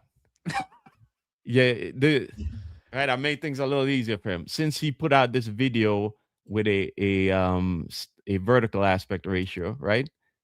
Which he obviously took the video in the same room as the press conference, right? At any cost. Right. I thought that was curious, but I think the reason why he took that video is to make it seem as though he was there too, when he clearly wasn't. So let's listen to what Scott said when he posted that video. Let's listen to that video itself. It's a shame, what goes on here in New York City. We have detectives, men and women that work hard every day. They save lives today. They went in there, saved lives today, and one of our detectives was shot in the leg. Thank God we're not planning your funeral today. That's all I say. We need the people of the city of New York to believe in policing. That's what's going on today. We need that. It's so important that happens. So look what happened today. Our men and women who've been working days on with everything going on in New York City, they're out here protecting the lives of the city of New York. And they saved lives today. And unfortunately, one of our members was shot in the leg. I'm glad we're not planning any type of funeral. Yeah, so Scott, if you need help me posting your close cropped video into these press conferences, just give me a call, I can make it happen for you, right? But the point here, guys, is that he wasn't there at the press conference, okay? He was not there. And that's what you pay for him. That's what that's what his job is as a union president, just to be there, in instances like this, to support you. And he's not. And you could add this to the list of other things that he's not doing. And you should be upset about this. And I keep telling you guys, you need to go to these union meetings, I would love to show up there now, but I obviously can't, But you guys need to pay attention to this and be annoyed that he's pulling this crap on you. Yeah, I think. Could you pull that down? Yeah. And again, that's Marlon was joking. That was a cropped frame that 10 hours after the press conference, and you could hear it in the background, the noise in the background. You don't hear that at a press conference. It's dead silent, other than that. And so what Scott was this is the actual post. So this is his video, the same aspect ratio. Yeah, and then of course, it gets some friendly media attention, and it goes out there like, oh, the strong words, and then all of the back the blue cucks are all like pushing it, like, look at, he's standing up, and it's like, oh, has he commented on whether he's going to vote with Mondani or not? No, haven't heard from him, haven't heard from Lou Turco, haven't heard from Chris Monahan, right? No, so guess what? You're going to allow Mondani to defer your pension payments and going to weaken the entire pension fund. And you got no one to blame, again, but your own cowardice and your own self. Because like I said, I'm okay. I accepted it that more than likely I'm going to at some point have to take a pension reduction, even though I already took a huge pension reduction being forced out. And probably I'm not going to be able to rely on my pension going forward because these cucks. But at least I said something about it. Have you? No, I don't think so. And where was Scott? Oh, Scott was at the DEA picnic. And Scott doesn't care about what anyone on this podcast has to say. He doesn't care so much that he had to give a speech at the picnic instead of responding to a detective who was shot to see if he needed anything. and to do his job, what he's paid to do, because Scott is not a detective. So let's get that straight. Scott is an elected representative at this point. And that is the same is true for every board member in any union, municipal labor union, whether it's police, fire, sanitation, whatever it is. These people no longer are the rank and file of you. They are elected representatives and should be treated as such. They should not be treated with reverence. They should be given some type of respect when they deserve it, not just for holding the title. Shouldn't be given Man of the Year awards for doing nothing and for weakening your benefits, your pension system, and for weak or lack of representation. And so, but he doesn't care so much about what he says. What we say on this podcast is that he sends so many people to try to infiltrate. I know myself personally, but a lot of other people on the channel. He sends people to infiltrate us, but he doesn't care so much that he felt the need to tell his members that he doesn't care what we say. Okay, Scott. Well, we don't care either, and and the thing is, like, leaders shouldn't care what criticisms is. They should. The thing is that why you guys care so much. You know why the NYPD leadership cares so much, and you know why the unions care so much about what's coming off this platform. It's because it's actually the truth, and you know that you guys are failing. That's why you care. So you could say you don't care, because I don't give a fuck what you think about me. I could tell you that. I sleep very well at night. I could really care less, but I don't think the same is true, because I think your own failures, and it's honestly disgraceful, dude. It's honestly absolutely disgraceful, and it just shows like everything's about perception, dude. Everything's perception management, whether it's with the unions, whether it's from the police commissioner's office, whether it's from the mayor's office, whether it's from city council. It's all perception management. It's all controlled narratives. And there's a certain other podcaster out there who now all of a sudden he found his mission in life. And his mission in life is to stop social engineering. And yet all he's doing is social engineering.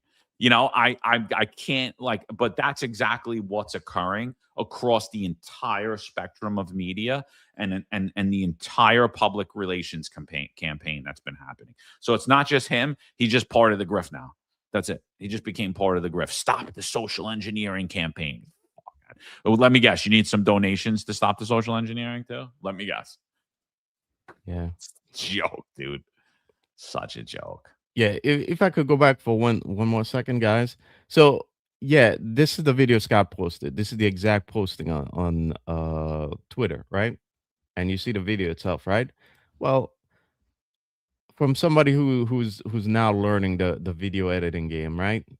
And so little tricks you learn is that if you want a wide angle shot, landscape mode 16:9 gives you a wider view of things. If you want to cut out the what's around you, or you don't want people to see, let's say you're on a stage that's empty and you don't want people to see that the stage is empty. Well, you do the 9:16 aspect ratio, right? Which focuses in on the center image.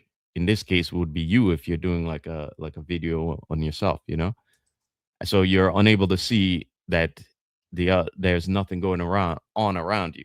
You're able to center the image, the viewer's eyes on the center, right?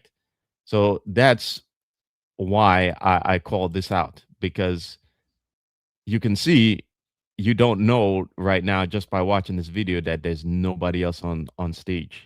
There's nobody else on stage because the actual press conference happened hours earlier before detective today. he posted this. Okay. So just to go back on that, for those of you who may not fully understand that, why I had an issue with that. Now I get that the DEA has lots of functions and he's president and, they have a lot going on. Okay, fine. But you tell me there was nobody else that could have been there. You tell me there was no planning ahead in case in the event of this happening. What you tell me that Nicholas couldn't have been at the picnic and Scott been, in the city ready for this. I think, a lot of focus in the NYP. We a lot of focus has been lost on the core mission. Okay. And I think that focus has been lost with the unions as well. They've forgotten what their core mission is. And the core mission isn't, again, it isn't to schmooze politicians or to play kingmaker. It's to protect the membership. And I don't think they do enough to do that. I think they lose track of that when they get involved in politics so much and get involved in mingling and schmoozing rather than being there for you. So All right, everybody. Thanks for joining us this morning. We got about 690 people with us. Make sure you do us a favor, like, share, subscribe to the channel, click the notification bell wherever you're watching or listen to this. If you listen to this broadcast later on, definitely try to catch us. We go live Monday, Wednesday, and Friday, 08:05 a.m. Eastern time. And we interact with the chat. We let people come into the chat. We answer questions. So if you never gotten in a live and you want to kind of interact with us, I suggest you do that if you watched this later on. But right now it's time for a message from our partners over at Kalshi. The 2026 primaries are taking shape, and you can trade the biggest political races on Kalshi. On Kalshi, you can trade major primary election outcomes and the biggest political storylines as they happen. Will Dan Goldman be New York's 10 congressional Democratic nominee? Right now, Goldman, who is the incumbent, is currently trading at 1%, meaning a $20 trade would pay out $1,039.12 if he wins the Democratic nomination. On Kalshi, you're trading against peers in a live market, meaning there's no house. And as probability changes, you can buy in and out of your position. For a limited time, download the Kalshi app and use code FINEST to get $10 when you trade 10. KALSHI, Kalshi. Trade on anything. 18 plus only. Restrictions and eligibility requirements apply. Event contract trading involves risk and may not be suitable for all investors. Prices, values, and available markets may differ from those mentioned. For more information, see kalshi.com/regulatory. And so I think that we've slipped so far in New York that I was watching a bunch of dudes push Dan Goldman. And Dan Goldman, if you don't remember, Dan Goldman's is the incumbent for New York 10 right now. He's running against former New York City Comptroller Brad Lander. Brad Lander, there's one poll out. It heavily favors Lander. So Lander's heavily favored to win the Democratic primary, to become the Democratic, to beat the incumbent, Dan Goldman. Dan Goldman's the guy that said that he wanted to use the NYPD to arrest and physically stop ICE agents from conducting their lawful duty on New York City streets. He's not left enough for the left. They want Brad Lander to win, who's further left than Dan. I don't know how you go further left than that, but here we are. And so I'm watching all traditionally conservative people sit there and say, oh, make sure you vote for Dan Goldman. And I'm like, I can't believe that this guy's saying this. And then I'm sitting there going, oh my God, this is the state of where we're at in New York. And this is what I was saying in the last mayoral election, that we're lost. The Republican and conservative parties in New York have given up. They have waved the white flag. It's over. Now it's no longer we're going to put up a competent candidate. It's let's vote for the lesser of two evils. Help us support the Democrats. Dan Goldman, who wants to use the NYPD to fight against ICE, is going to be considered a conservative and a hero of the Republicans going forward, because New York City and New York State have swung so far left. And now I don't know that it's true. I don't know that it's true at all, but I made the trade. I'm saying I'm taking Dan Goldman at 1%. I'm not saying this is not investment advice. You guys do whatever you wish. I just want to see. I'm curious because I haven't been watching the polling lately. I'm curious how much control the socialists have over the media and over polling. So if I'm correct, I stand to make $1,000. So I want to see. I don't know if that polling's accurate. And we've seen, we've seen the odds swing like crazy. We saw it with Mondani, right? I told you guys Mondani was going to win way before he won that Democratic primary. We'll see. We'll see what happens, you know? Yeah, we put up a video about that not too long ago, and I think you ended that video, John, by saying it's like, you know, both choices suck, you know, and they certainly do in this case, yeah. So if you guys want to watch it, we had put it up about Dan Goldman calling for the NYPD basically to be an insurgent army against the ICE, which is like absurd, yeah, completely absurd and treasonous, you know. But New York City, you gotta love your choices, huh? It's bad and worse, yeah. So No, dude, I'm like watching it and I can't even believe what I'm watching. I'm like, wow, why are they saying to vote for this dude? yeah, And then I'm like, oh, you know, because the other guy really is crazier. But either way, you're screwed. yeah, Either way, New York stays on the downturn. Either way, you stay going far left and further left. And where are the Republicans and where are the common sense people? Like, where are the citizens, to be honest? Like, and honestly, at the end of the day, I was in church yesterday and all the old people were there. They didn't even know what the elections were for. They were like, "Do you know why everybody's like, what's the elections for?" Because early voting started. And they're using like the rectory in the church that I was attending yesterday for early voting, and none of the old people knew. And I was like, do you know why? I was like, could I tell you why you guys don't know? Because you all watch mainstream media. They don't tell you anything. You know nothing about the candidates. You know nothing about the politics of your city. They're bleeding you dry. You have no idea what's going on. And they're making you watch over here while they're robbing you over here. And literally, the left just controls all of the voting. They control the messaging and the narrative. And the only narrative you'll ever hear is to go vote Democrat. It's the only narrative. Vote for this Democrat. Don't vote for the socialist. And that's what it's become. That's what it's become. The Mondani grift, which was anybody but Mondani. That's the new strategy going forward for everything. Anybody but Mondani.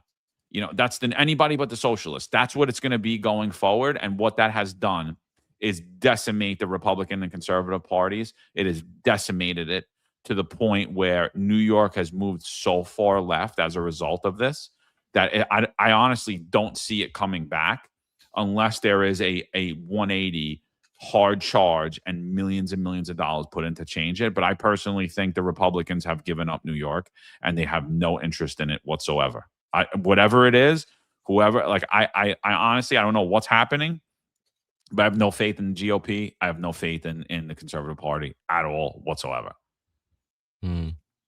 I think they have given it up. I think even Trump couldn't really put a dent in New York City. So I think he's you know, I think certainly the national party has given up on New York, you know.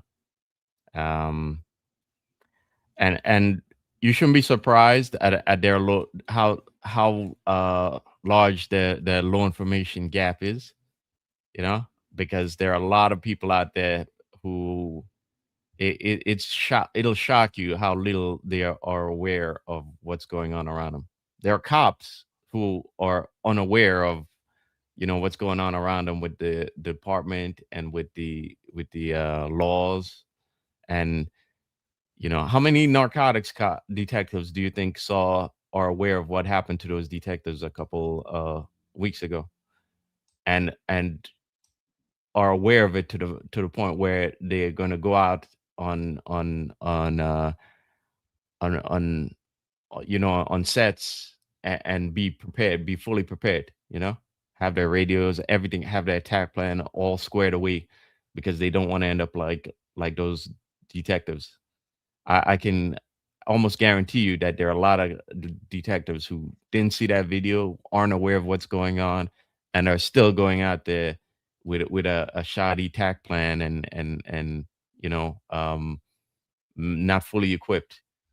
And unfortunately, that this low information gap is a major issue in everywhere in society, and especially in New York City, you know. like we talked about earlier, how many cops are aware of what happened with COVID now, with the scamdemic, you know, and what happened with the courts and with us. Anytime I talk to cops and I tell them I was fired, I don't even like bringing it up anymore, to be honest with you, because they don't get it. They think, oh, can't you just come back, you know?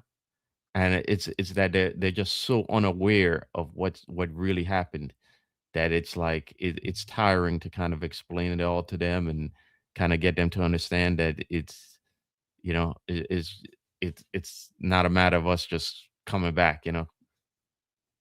But that's unfortunately that's where things are right now, and that's contributing to why things are the way they are. Pat Donahue says Scott hasn't come back on the podcast, but made another appearance of Sid Rosenberg's 770 AM show this morning. Wonder if Sid was told he may be getting a Man of the Year award. Maybe he's going to be an honorary detective too, because he's an honorary sergeant. Sid Rosenberg. He knows a lot more about the NYPD and what happens in policing than me and Marlon and Eric. Like, apparently, because he's mentioned it, that we have no idea what we're talking about. We're just a bunch of disgruntled ex-cops. Yeah. Who actually did the job instead of, be a scout, but whatever. We'll make him an honorary detective too. He probably has about the same skill level at detecting anything than most people today anyway. So it'll be fun. Yeah. Why is it that we're always disgruntled when if you talk about any of this stuff, that means you're disgruntled, you know? It's clearly psychological tactics to make you seem like, oh, he's crazy, he's on the fringes, he doesn't know what he's talking about, you know. It's always you're disgruntled for pointing out this stuff, you know.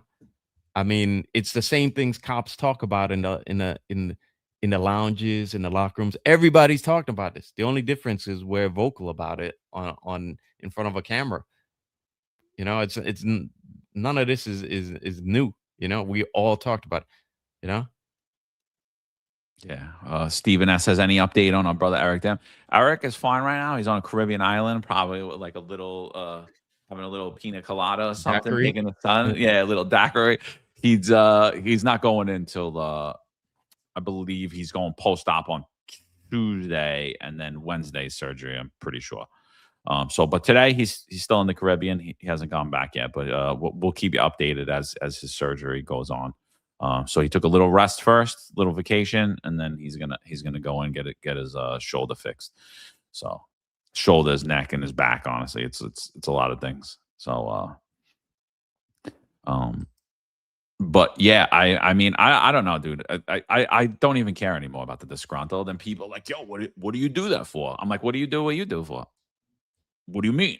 I'm like, what do you mean? What do I mean? What are you doing? Why do you do what you do? Yeah. And people don't get it. And I'm just like, yeah, whatever, dude. But I got to say, I have ran into a lot of people on duty, off duty, and, always a lot of love, dude. Always a lot of love. Got a couple of dirty looks, but it's expected. I always got a couple of dirty looks, so it's nothing new. But I ran into a lot of rank and file members of the department, a lot of higher ups too. And how old were they? Were they young guys or so older guys? like I said, it's a mix, and I know a lot of people. So, but all over the spectrum, I think it's way more positive about the podcast and appreciate the podcast, listen to the podcast, than don't. So, and a lot of young guys listen to it, which I was shocked by. I would have thought it would have been more of the. I mean, and I kind of know that just from like the emails and stuff like that, but I was kind of shocked though that young guys listen to it more than, but I guess podcasting is the new form of media, right? Like it really is. Like when I think about those old people telling me they have no idea who's running or what the election's about, I'm like, what the hell? And then I'm like, oh, it's because of the news. So, and I think, young people are a lot more up on politics and a lot more informed about it because they go to other media sources, right? And they're out there, they're on social media, they're watching podcasts. And so I do think that there is an opportunity here that if we want to move away from going far left, continuing to go far left, because I already think we're way too far left, but even going even further left, I think there's a huge opportunity here that we're missing with young people. Well, you know, I've seen the guys who've mentioned the podcast tend to be older from my perspective. I haven't seen too many young guys. We're talking like 35 or younger, you know, really know about the podcast, which I mean, those are the same guys too who I find aren't as they aren't as aware of the issues going on as they should be. You know, I don't know if it's because like when you're younger, you spend more time at work, you go home to your family, and these guys are so busy running around that they don't know what's going on. But I have to say, the people who've talked to me about the show tend to be older, So Yeah, I don't think so, dude. I think I get it, and I'll be honest, just on my social media too, I get a lot of guys that are looking to come on, like a lot, to the point that I started a subscription service on my Instagram because I'm like, I can't spend hours a day like coaching people on how to become cops. It's like it's literally like I'm telling you, I think it's a lot younger than you think, Marlon. I do. And then I mean, just think on YouTube alone is we get around 2.3 million views a month just on YouTube. The Instagram's closer to 5 million, probably even more than that now. X is the same thing, about 5 million a month. Like, it's a lot of people, dude. So it's you're really covering a large area of New York State, on top of our second largest demographic is Florida. A lot of retirees, right? Or a lot of people that left. And so we go down south. But I think it's a lot more people than you think. And I think the base is a lot younger than you think, too. But I do agree, like, the more nuanced conversations are with the older dudes. But it's only because they understand the job more. And like I said, when I was always kept an eye on politics, but I never really gave a shit about it. I would always just watch it, but it wasn't like on the top of my list. When you're 23, dude, top of your list is women and money and everything else. You know what I mean? What are you doing after work? Other than like societal issues. For most of us anyway. Yeah. I mean, I agree, but I think being on top of the issues is the same thing. Like Eric always says, that you need to be aware of the law, and changes to the law, in those bulletins that come down. Oh, you need to be aware of it, because again, you don't want to get involved in a situation where you don't know of the changes in the law. You maybe the situation goes sideways and you don't know how to explain yourself. So I think being aware, it's the same thing. You have to know the changes in the law, and you have to know what's going on in the climate, right? Because if like say in the case of those narcotics detectives, they got in trouble for what they did a couple weeks ago. We think it's unfair. We've analyzed that video numerous times. Okay, and in fact, the executive perspective did a great job too on their breakdown of it. But if you're not aware of that, you're working in narcotics and you don't know that happened. Okay, anytime you should know that happened, because you gotta, when you go out there, you should know the mistakes not to repeat, and how you need to be squared off. Otherwise the department will make an example out of you too, if something goes wrong. So I think it's the same thing. You should be aware of what's going on. And on this show and on this network, we bring up these issues so that like guys watching it will see what happened and know not to repeat those same mistakes that would get them in trouble, And so basically you need to be aware of all of this stuff, in order to properly do your job. Because again, if God forbid things go sideways, the department and the DA's office, the politicians and the media are going to look to make an example out of you. So that's simply the point that I'm trying to make, and why I think these young guys need to be more aware of this, and I find they aren't. But it's anecdotal, So, Marlon, what do you think about that? The teen riot that happened, and I don't even know if we should really actually say teen, but that involved knives at the juvenile detention center. where the police responded in the Bronx. SRG and the crime scene NYPD unit had to be rushed to the riot at Horizon Juvenile Center, Brook Avenue in South Bronx. What are your thoughts on that? Like, I don't really have much on it other than that's in fact what happened. Is there was a riot at Horizon's Juvenile Center. Do you think it has anything to do with the criminal justice reforms where we basically labeled adults as juveniles?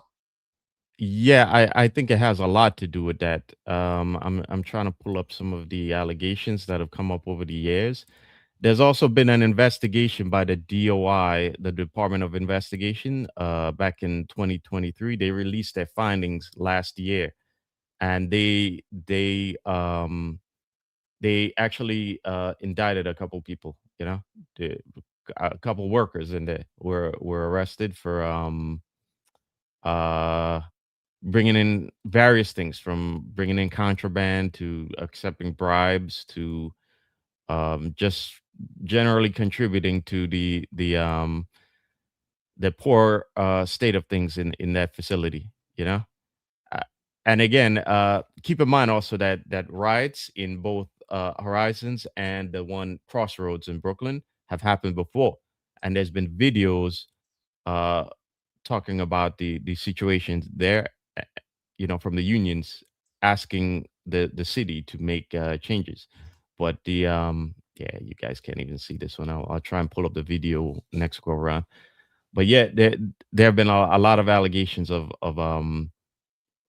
in particular of workers bringing in contraband in there and selling the contraband to the juveniles in there. The other thing that's created to that situation that you saw there is that the raise the age has also we've basically now put in adults, okay, or people who we used to consider adults, right, now are in there with juveniles, right? Because the raised the age of criminal responsibility to 18. And that is also something else that was pointed out in the DOI's investigation, in that it kind of created more of a chaotic environment by doing that. But when we come back around to me, I'll put up a video, John, of what exactly of those prior allegations and the DOI's own report. So another thing I didn't know, Mhm. and I'm just coming to learn this, is that Horizons, what did they used to call it? They used to tell me they're going to send me to Spofford all the time. Spofford, right? They used to call it Spofford. It was like juvenile detention, like if you got in trouble. And back then it was actually like a real threat. So, but now it's Horizons, right? Horizon Juvenile Center. As part of Raise the Age, where they lowered the age of an adult down and made adults juveniles, or maybe they didn't lower it. Maybe they brought it up. Department of Corrections no longer mans that facility. That facility is operated by New York City's ACS, Administration for Children's Services. So it's Division of Youth and Family Justice. ACS directly runs Horizon as one of the two secure juvenile detention facilities, along with Crossroads Juvenile Center in Brooklyn, the one by the 7-3. So that's just another thing. We've taken cops out of there, basically. You take in a masculine law enforcement stance in there, and now you have ACS running it. And now the people that are in there that were supposedly trying to rehabilitate, they're left to fend for themselves in there as well. Yeah. So that's a huge issue, dude. I mean, and that's basically the model of where New York City wants to go with the Department of Community Safety, as well as all these violence interrupter groups, right? Like, oh no, we're just going to pay civilians to do cops' jobs. Well, how did it work out? How did it work out that day when you had a bunch of youths basically take over a facility, and now you had to call the NYPD in to handle a riot in a detention facility? Socialism works. Democrat policies work? Doesn't look like it to me. I haven't seen one example. Someone show me one. Yeah, so just to give you a little background, like John mentioned some of the facts earlier, the riot. So the riot happened yesterday, and they had to call CRC and SRG there to help, help with the help to calm things down, right? And again, this isn't the first time that things have gotten out of control in these juvenile detention centers. Here is a video. Let me post it. And staffing challenges are front and center in a new report calling for major changes at 2 of the city's juvenile detention centers. The Department of Investigation outlines a troubling. This was after the DOI dropped a report in 2025 about the situation. Pattern of detainee misconduct, criminal activity, and lack of staff control since the implementation of bail reform and New York's Raise the Age legislation, which says 18-year-olds can be tried as adults. As a result, it says Horizon Juvenile Center in the Bronx and Crossroads Juvenile Center in Brooklyn now house an older population facing more serious and violent charges. With that, it found the existing disciplinary measures are not enough to stop violence and keep out contraband. DOI made 15 recommendations to ACS, which operates the facilities. Our view is that the current behavioral management systems, training for staff, don't meet the needs of the current population, and therefore they really don't meet the needs of the staff either. And that's fundamentally what we think needs to change. In a statement, a spokesperson for the Administration for Children's Services says, in part, ACS has achieved compelling reductions in the frequency of youth violence and continues to develop and implement strategies to improve overall security. And in fact, after chaos breaks out at a this juvenile detention was center in a Brooklyn. couple of years prior to that report even dropping. So there's been an ongoing pattern of problems in these facilities. News 12's Aisha McKenzie speaking exclusively with the union representing the workers, who says this is not the first time their members have been hurt on the job because of violence. Chaos at Crossroads Juvenile Center in Brownsville, Brooklyn. Outraged of members going through what they went through last week. SSEU Local 371 speaking out after 17 of their members, youth development specialists, were injured during what they're calling a riot at the detention facility on March 26. Now all 17 are out on leave, including a tour commander with a fractured knee. Once the tour commander got to the hall to retrieve 2 residents, the 2 residents and the rest of the group on the hall, approximately eight residents, overpowered the tour commander to bust out the door. Once they bust through the door, they immediately began to attack other staff.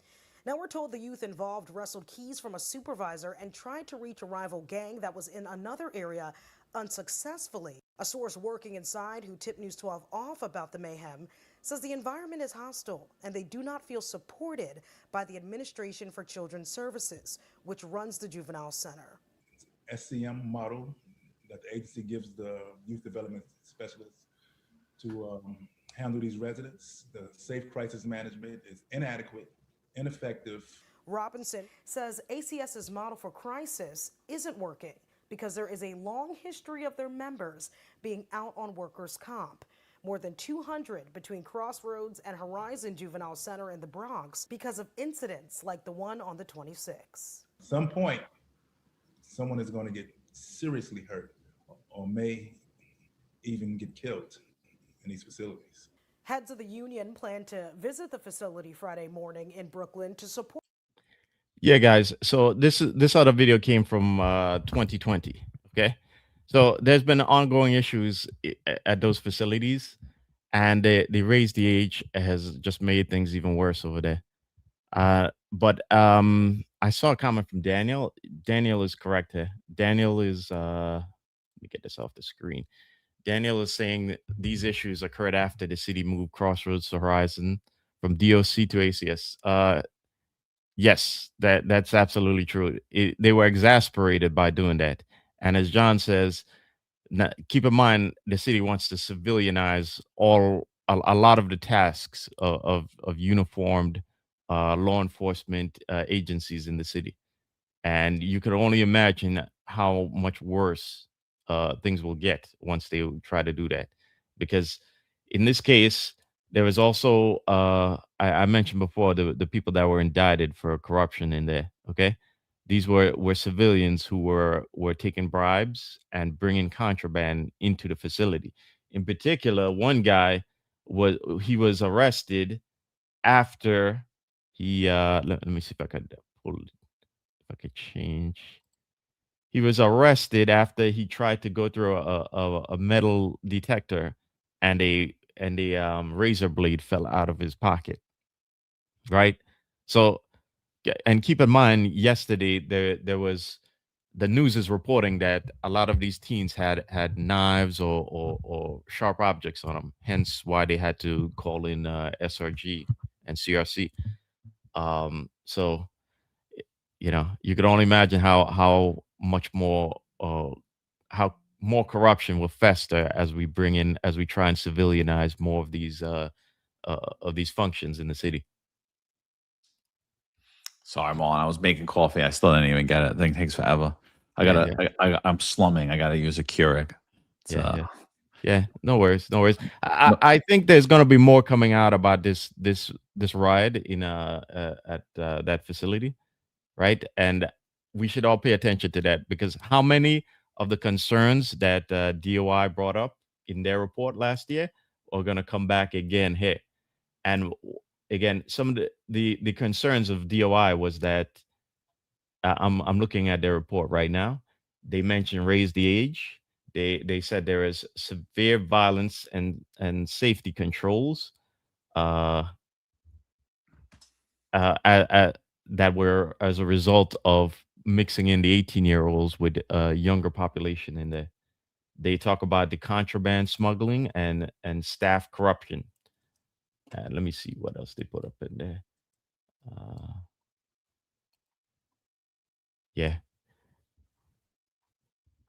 Yeah, I can't find it now, but yeah.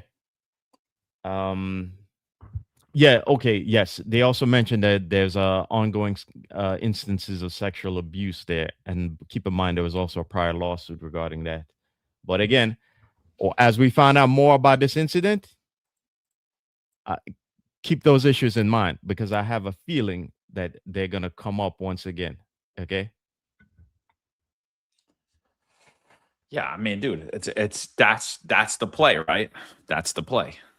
Get rid of cops, put these social workers or civilians in charge, and what happens? All your systems get weakened. All of your public safety systems get weakened by evidence-based strategies that never work. The only evidence we have is that they suck.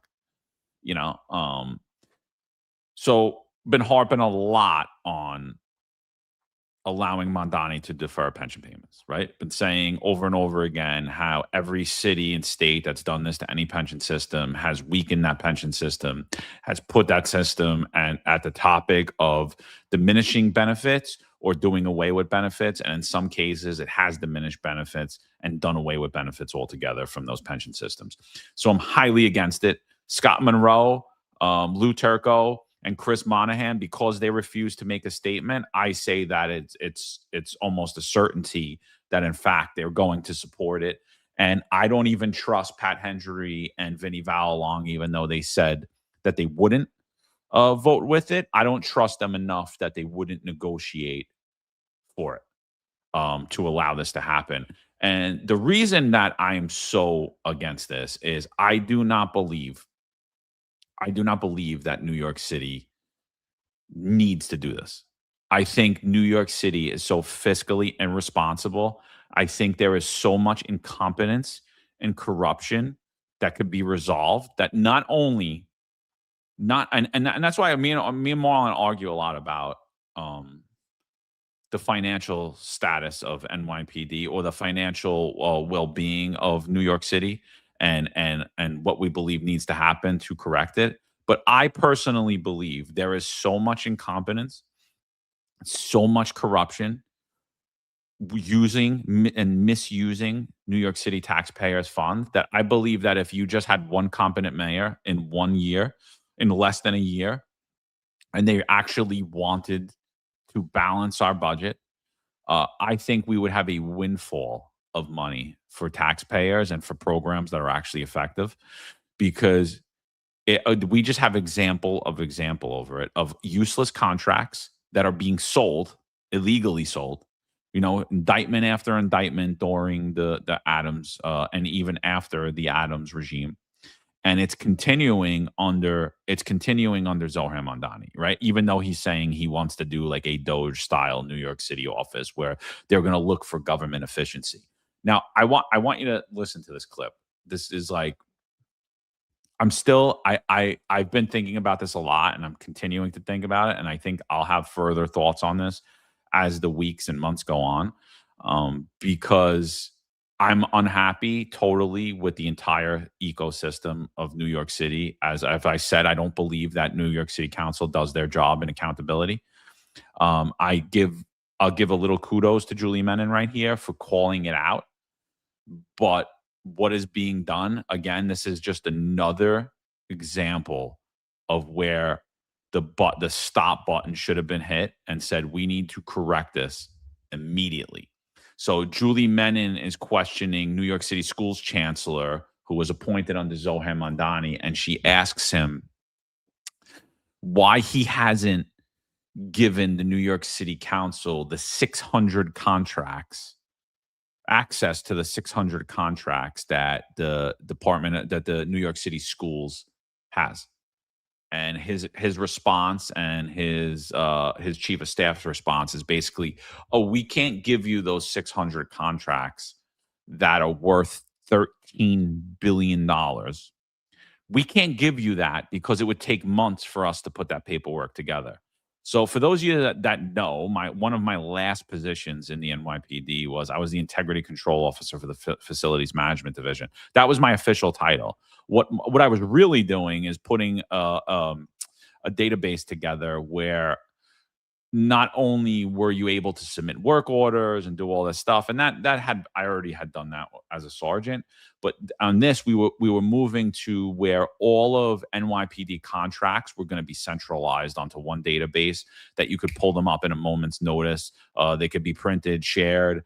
You would know exactly where those contracts were out, and basically, as it related to project management, it would kind of mirror what happens when the detective does their job in ECMS, or a IAB investigator does their job in ICE-TM. Everything they do, every meeting that's attended, every payment that's made as a result of these contracts would be transparent and would be eligible for review or scrutiny for any of that stuff. So currently the DOE has 600 contracts worth $13 billion. And what they're telling the Speaker of New York City Council here is that they can't even give her the data because it would take months, which means that those contracts are not in a centralized database. They try to make the claim that she's asking for them to print it, which is not obviously ridiculous. She's just asking for it in a digital format. And they're saying that even giving it over in a digital format would take months, which means that they don't know where the contract is, where they're housed, which when you want to think about it from a fiduciary standpoint, when you want to think about it from a management or supervision standpoint, if you can't give me access to these contracts, there is absolutely no way on God's green earth, and I'll stand 10 toes down on this, there's no way in God's green earth that they are actually managing these contracts. You can't even hand them over. So if you can't hand them over, who's verifying that the work is getting done? Who's going out to ensure that what taxpayers are paying for, they're actually getting? Who's verifying that what taxpayers are paying for, they actually need?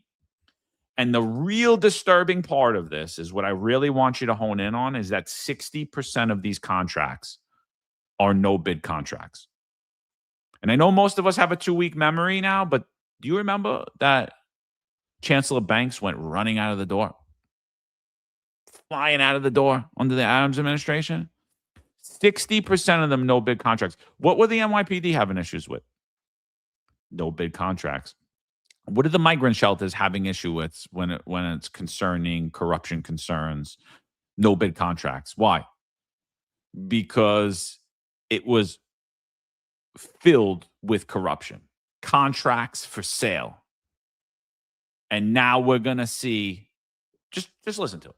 Just listen to it. Like, we're going to be talking about this for a long time. But I want to know, by Julie Menon and the rest of the members of City Council, what in the actual fuck are you doing about it?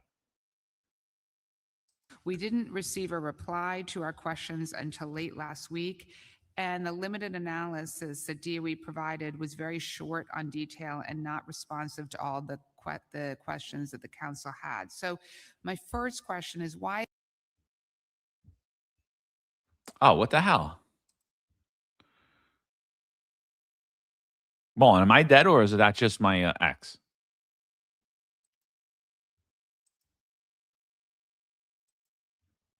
Yo. I can hear you, bro. I can hear you. It's your ex.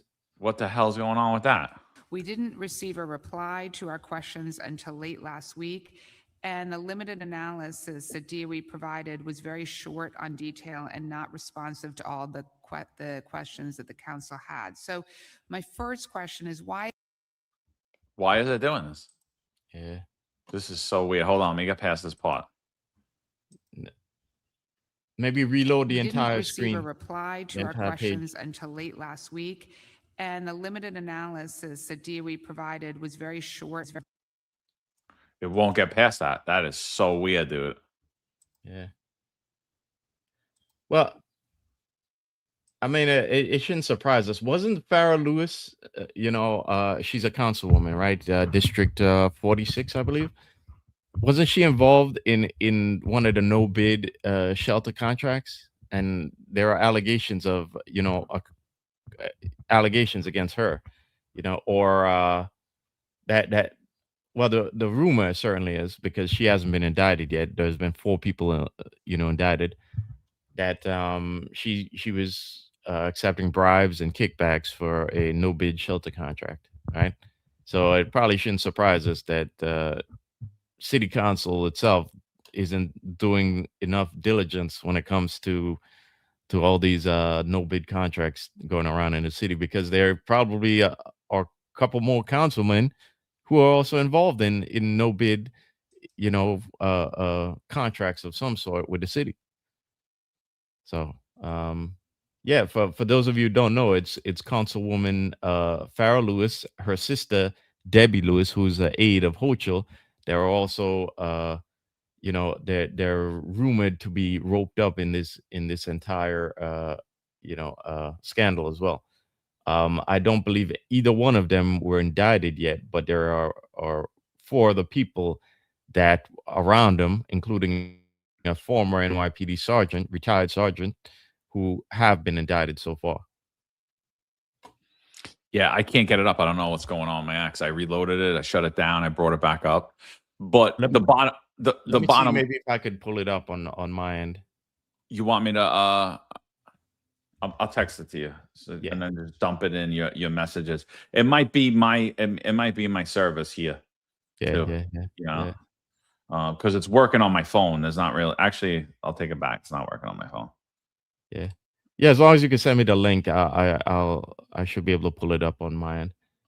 But the bottom line is this: like, as someone who like dealt with this, I mean, it's beyond incompetence. It's literally criminal when we're talking about. I mean, it would be criminal if we were talking about tens of thousands of dollars. It would be criminal if we were talking about hundreds of thousands of dollars. It would be criminal if we were talking about millions of dollars, tens of millions, hundreds of millions. We're talking about $13 fucking billion, and they can't even do the most basic thing that there is. Hey, let me take a look at that contract. Oh, nah, I can't even.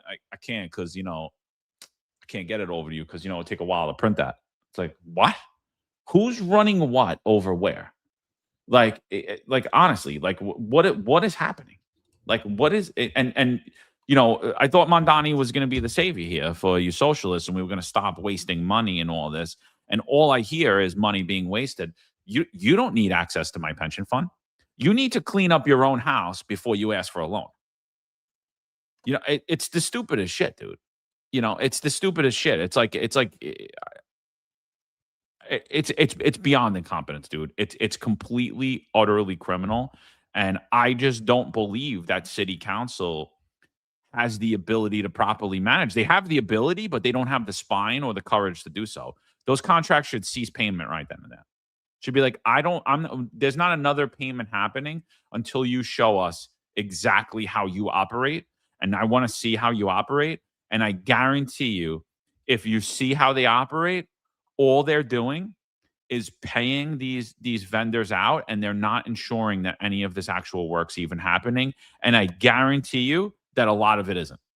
Whether it's related to facilities management, whether it's related to programs for children, I guarantee you, if you look at it, there are billions of dollars being spent completely unnecessarily. And I'm sure there's a lot of corruption tied in there. And I'm sure there's going to be a lot of city council people, DOE representatives, cops, everybody else that should be handcuffed and brought to jail. It's inexcusable to me. Honestly, I was like, I couldn't even believe what I was listening to. I was like, this takes what we heard on the Miranda, and they still allowed him to be the sheriff for almost 3 years after. This takes it to like another stratosphere, dude. Like a completely another stratosphere. I'm gonna send it to you right now. Yeah, I got it, John. Oh, you got it? Yeah, that's really weird because initially it started showing me the loading screen too. I don't know how's that entirely possible, but I guess it might be something on their end.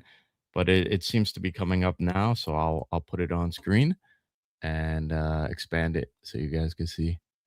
So let's play it. Until late last week, and the limited analysis that DOE provided was on detail and not responsive to all the questions that the council had. So my first question is, why is it taking so long for the council to get? Yeah. No, it's X then. It's not. That's weird. Yeah. Or unless they're just flooding our system right now. Bro, they don't want to show us. That is weird. They don't want that being played. Yeah, it's definitely something on their end with that video. But that's all that is it's the Speaker of City Council, and she's asking the current school's chancellor why he hasn't sent over the 600 contracts in over 6 months, and they're saying that they can't do it, which means they do not have a system in place where these contracts are centrally located, which means they are not managing these contracts, and they're not managing how this money's getting paid out. They're just paying out $13 billion in no bid contracts. We don't even know if they're necessary. Anybody with a brain at that moment in time would put the brakes on everything and say, wait, we gotta look at this whole ecosystem of what's happening, particularly right now with the DOE. Let's focus on the DOE because we could potentially fix our entire budget gap just by fixing the corruption and incompetence that's occurring in that agency. You know, and I'm like, I sit there and like, you know, when I told Marlon, I was like, you know, I'm really contemplating actually running in the last thing. And he goes, bro, they're dealing with a real huge fiscal crisis. And I'm like, I'm pretty sure it would be some really bad times and it'll be a lot of bad press and there'll be a lot of hate, but I'm pretty sure that we could actually get in there and get the right people in there and fix a lot of this corruption and stop a lot of this wasteful spending. And right there, it's just a pure example of it. Yeah. And Anthony says it here. No spines. They're worried about getting reelected, so they don't want any enemies. They let corruption slide and they turn a blind eye. That's exactly what it is. You need people that don't care about reelection. You need people that don't even want those positions. You know what I mean? Like, oh, I'm not going to be the mayor 4 years from now. Good. But while I'm here, this is what I'm going to do. Oh, I'm not going to be in city council in 2 years. Okay, no problem. But you're going to remember those 2 years when I was here. You know, and you're 100% right, Anthony. That is exactly the problem here. Is everyone these positions became a grift, and it happened to the NYPD too. It's become a grift, public service has become a huge grift, and it needs to stop. It should go back. Honestly, I really think they should be like part-time jobs at this point, and have these people. No, if you really believe in this, you're going to do this for no pay. If you really believe in this, you're going to do this for no pay. Well, I believe government, it shouldn't be like their primary job. I don't think any politician their primary job should be a politician. Okay. Because the founding fathers, this wasn't their job. It should be a part-time gig where they show up a couple times a year, debate certain issues, pass certain laws, and then they go back to their real job. And in fact, a couple months ago, people were complaining on a national level. They were complaining about Trump playing golf.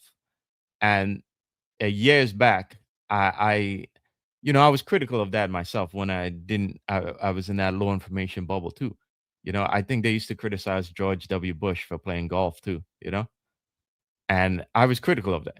But the more I've grown and kind of understand things, I kind of want these politicians, no matter who they are, I want them to play more golf. I want you at the office more. I don't want you in government office less, more. Okay. I want you to come there only a few times a year and then get back to your regular job. And if you don't have a regular job, go back, play some golf, because the more times you're in office is the more stupid shit you're going to be passing, the more stupid shit you're going to be doing to ruin the rest of our lives. I want city council guys, go learn to play some golf and go do what go party in Puerto Rico like you do every year. Go do that more, because the more often you're in city council is the more stupid shit you're going to be doing. Okay. And I agree, that shouldn't be their regular job. Now, keep in mind, right, that again, the city's in a cash crunch, and this came out a couple days ago, right? That the cash crunch, it says, look what it says on the bottom. New York City is facing cash flow problems so serious its balance could go negative in November. Think of this, right? The overtime budget for the NYPD for the summer was $92 million. Me and John talked about this last week. How much of that budget have they already blown between the celebratory rides for the Knicks, that parade? Okay, you had the Puerto Rican Day parade on that Sunday, and now you have the World Cup going on. How much of that budget has already been blown? Just these 2-3 weeks so far. So the city is in a cash crunch, and I think it's a lot more severe than they're even talking about. And I just think these people are so clueless when it comes to managing money, and they don't want to stop the crumbs going towards them. Farrah Lewis, okay, Farrah Lewis again was getting her crumbs off of that shelter, okay, and I suspect there are other people getting crumbs off of no bid contracts or contracts involving the city. Do you think any one of them wants to stop that cash flow? Who's going to be the first one brave enough to speak up about it? Okay, to actually push for changes, knowing that it's going to stop the cash flow. None of them.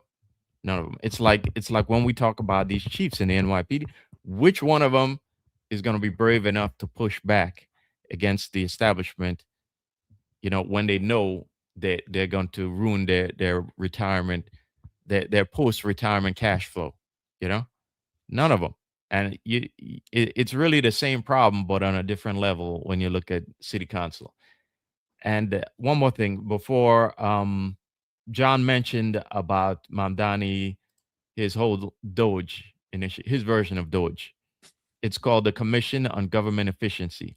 Now, don't hold your breath for this to be actually productive, right? Because first of all, Musk's own Doge wasn't really productive, because we saved maybe $1 billion, but then we've spent a whole bunch more billions of dollars in other stuff globally, okay, like the war, right? So don't expect this to be very productive either. What I suspect this is really going to be about is changing the city charter again, and maybe pushing for more AI into to sink its fangs into government databases. Okay, and I'm not entirely sure that though the results are going to be positive for people. You know, it's definitely going to be positive for anyone who's connected to these companies and getting their crumbs from it. But don't hold your breath for it to actually make government more efficient, and for it to make uh, um, for it to improve the lives of New Yorkers. And if you think I'm maybe blowing it out of proportion, just look at the technology, right? Let's for a quick instance look at the technology that's coming to the NYPD. Years ago, we all thought that this technology would get rid of stuff like the memo books, get rid of all the stacks of paperwork that you guys deal with. I remember as a rookie, like going out there with my memo book, with the binder, the little leather binder, being so full of paperwork that it was just weighing me down. At a certain point, I got annoyed with that, and I took out half that stuff that was in it, just because it was getting outrageous. And you've seen some of these rookies running around with pockets full of paperwork on both sides of their pants, you know, to the point where how mobile can you really be when you have all this paperwork on you? So we thought when NYPD was when Bratton came back and he brought all this technology like the cell phones, it would get rid of some of this paperwork. In reality, all it did was add even more paperwork, because you guys have to do like the stop report, which is like 3 pages now, or the TRI, which is like, how many pages is that now too? So it hasn't really improved. The technology hasn't really improved your lives. And I'm saying the same thing. Hey, I don't see any of this being right now. I can't see any of this thing being beneficial to the actual lives of people in the city.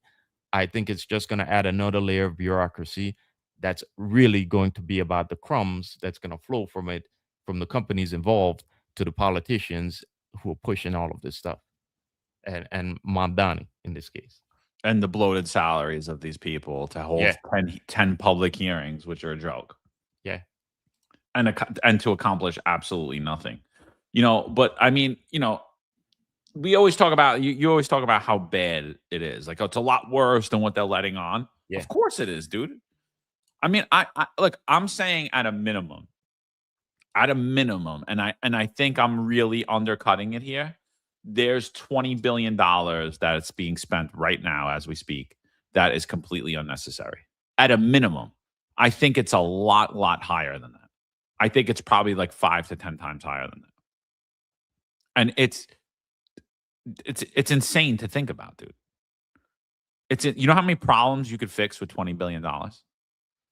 And yet we can't even just say what works, what doesn't, what's competent, what's not competent. So I mean, when I look at that, I'm like, of course the financial outlook is bleak. How couldn't it be bleak? I mean, we're lighting $20 billion on fire at a minimum. At a minimum. Every single one of our agencies could probably be cut by $1 billion, literally. The defund the police movement was funny to me, because I'm like, you could probably cut a lot of unnecessary spending in the NYPD by $1 billion and not affect public safety. You could probably do that, but that's not what they were looking to do. They were just they just wanted money to send to not-for-profits and to send to a grift. And the same's true in every city agency. And you could actually give the NYPD, FDNY up-to-date facilities, and you could pay EMS workers, and you could actually do so much shit with all that money, but we just don't have anyone willing to do that. So, yeah, Absolutely. like that's the thing that really just sits with me and bothers me. I just got this, and I don't know if it's true. So if any of you guys could chime in about this. I spoke about it before. Traditionally the cap in the NYPD is 40 hours a month. It was raised for the month of June till about 75 hours a month. Now it got pushed again to 85 hours a month. I'm being told that as these guys are being ordered now, if they're above whatever their allotted cap is for whatever bureau they're in or whatever unit they're in, city time is automatically changing their money from cash overtime to time overtime, and the unions will not say anything about it. Completely illegal, completely violates all of our labor contracts just again in COVID. And that's why what me, Marlon, and a lot of other people were telling you during COVID is like, this is precedent that they could do anything they want to you at any time. At any time, nothing matters anymore, and your unions aren't going to be there for you. So I believe that it's probably happening. And I also believe that nothing's going to be done about it because, like I said, no one's going to say anything about it except for right here on the Finest Unfiltered, right? You think the media is going to pick it up? They're not going to pick it up. They're not going to. You know when they'll pick it up? When you guys start making noise. When you start holding your union representatives who you elected, when you start holding their feet to the fire and saying, we want a recall of whoever our union president is, whether it's Hendry, whether it's Monroe, whether it's Fallon, whether it's Turco, whether it's Monahan, we want them recalled because they're not doing what we need to do. And you're holding protests in front of their office that city of New York's abusing you. Until that happens, nothing's happening. That's it. It's just noise. It's just noise.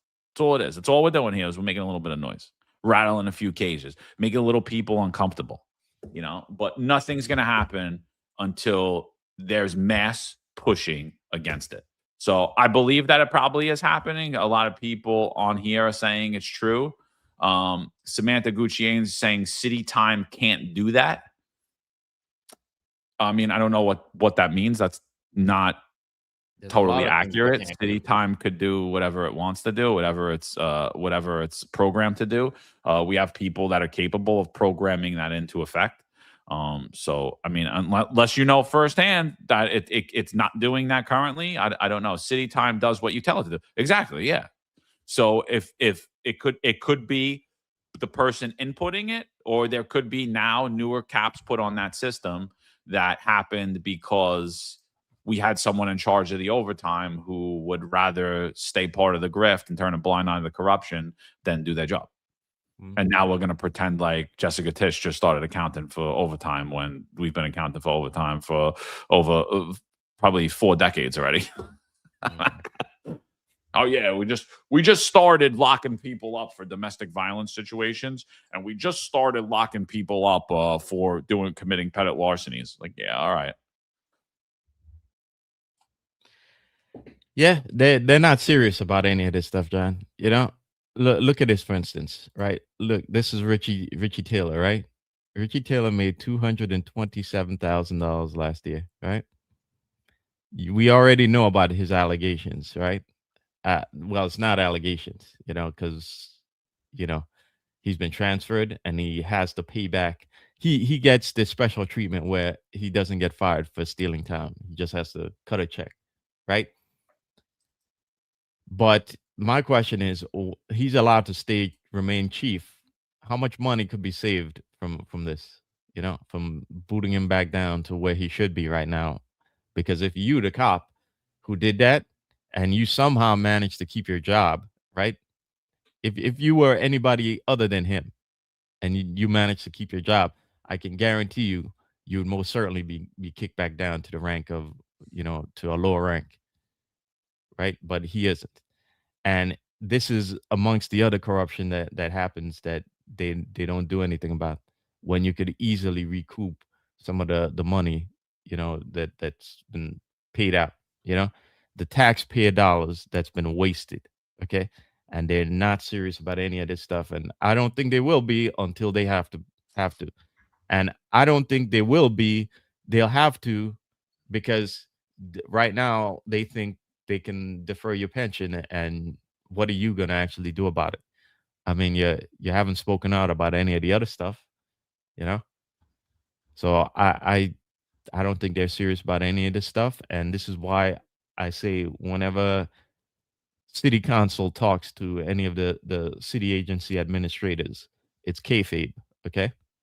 It's pretend. It's like professional wrestling, where everyone pretends the stuff is real when it's not, okay? Everyone's pretending like they don't know what the elephant in the room is, when they actually do, and they could actually do something about it, but they won't do it because again, it's going to stop the flow of crumbs, and it means pushing back against a lot of the BS and pushing back against, in city council's case, their own colleagues. In the NYPD, it's chiefs is chief is there going to be a chief who's going to talk about another chief? So nobody's serious about this stuff, and it won't be until till shit really hits the fan. One more thing before we get off this topic. I talk a lot about the why I think it's actually worse than it is, and I've talked about it before in the past about why I think the migrants were a backdoor bailout of like the real estate, commercial real estate. And I just want to play this. This is the guy who's in charge of Canada. Now you're going to tell me, yeah, it's Canada, Marlon. It's got nothing to do with America. But he's talking about the major cities in Canada, the real estate there. The problem with real estate, commercial real estate, is not just in New York. It's these major cities that have for years benefited off of the values of real estate. And the values of real estate have helped contribute to their budget. I say things are worse in New York than they're even telling you, because this hasn't hit the fan yet. Because just like in Canada, they're doing all they can to prop it up, right? And prevent prices from falling. Listen to what he says. Well, make that video bigger before you play it. Yeah. Listen to what he says. And when you hear Canada, think of New York City, right? Too many completed condos sitting empty. Metro Vancouver alone, around 2,500 finished units are standing vacant with no buyers. With higher interest rates, weaker investment demand, developers are stuck. They don't want to sell at a loss. They can't afford to hold those empty units indefinitely. We will convert vacant condos into affordable housing. Condos that have been built, that are unoccupied, that are going to sit there potentially for another couple of years. We're going to go use the right financing mechanisms, convert those into affordable housing so people can move in and use that. Too many. Yeah. So you hear what he's saying? Next time Mamdani talks about affordable housing, really ask yourself, how different is it really from what Canada is doing? Canada is just 2 steps ahead of this, because they're even crazier with the progressive stuff over there. So they're really wacky. But New York City is doing the same thing, because they do not want, they're essentially, what Canada is doing is bailing out the private industry. They do not want prices to crash. They do not want defaults, because again, that's going to affect their budget, and it's going to make the budget gaps even worse, and it's going to cause a tidal wave of cascading failures in the economy.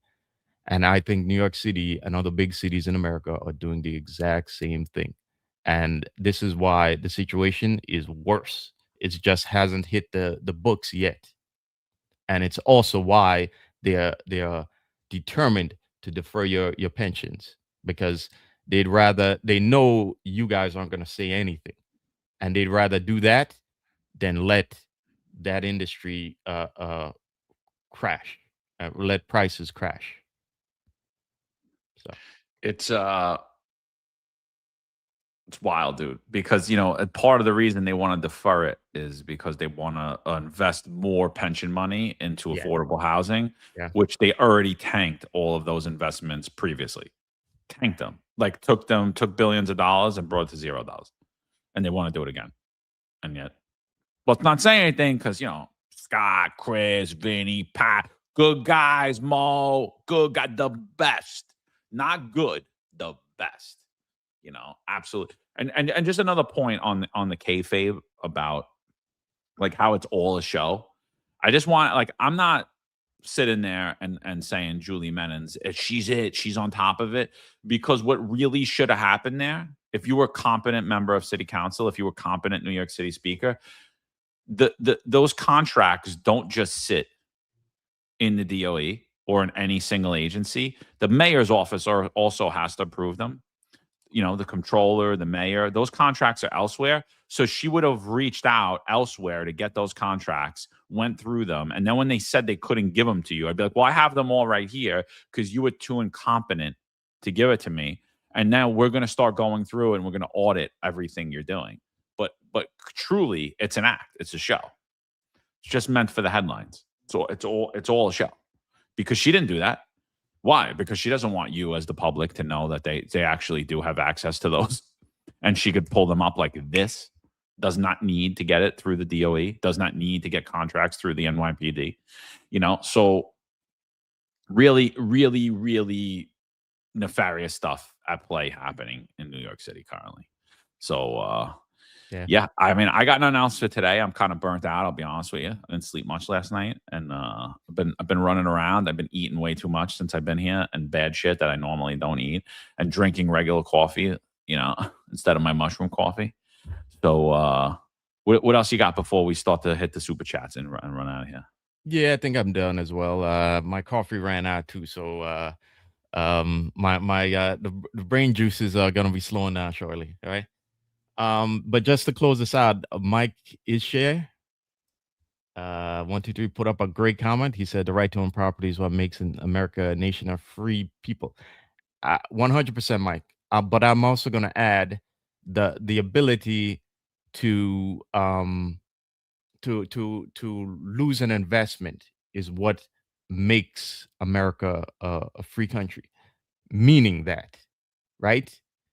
You have just as much as you can reap the benefits of a good investment, you have to be able to bear the consequences of a bad investment too. Otherwise, all of this entire system does not exist. Okay. And what you're seeing here is that they want to socialize the losses while they capitalize the gains. And it doesn't work that way. Okay. Because it doesn't work that way for us peasants too. If you invest, if you peasants, you buy a second home and you rent it out, and your rentees stop paying rent, and they destroy your home, then that's on you. But if you manage to get great renters and they stay there for a long term and you reap the benefits, that's also on you. So we can't have it both ways, and these guys want to have it both ways, and that's not how the system works. It's if you have that system, you have greater inequality, and that's when things start falling apart, as exemplified by every country in the world that has gone down the socialism and communism rabbit hole. So yeah, no, I agree. Just a lot of stuff in the chat about numbers and manipulation as far as it concerned this podcast.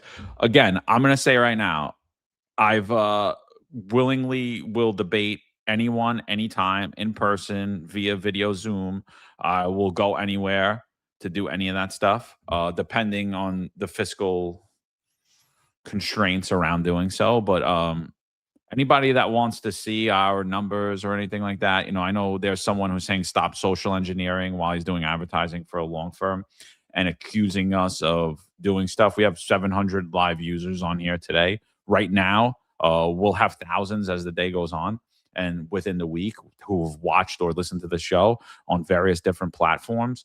Again, I think it's a completely dishonest conversation from someone who's unwilling to debate, unwilling to return on this platform, and now spends his days scouring social media to look for anything to talk about the NYPD when he's too damn afraid to walk his ass in New York City. So I could care less what anyone say.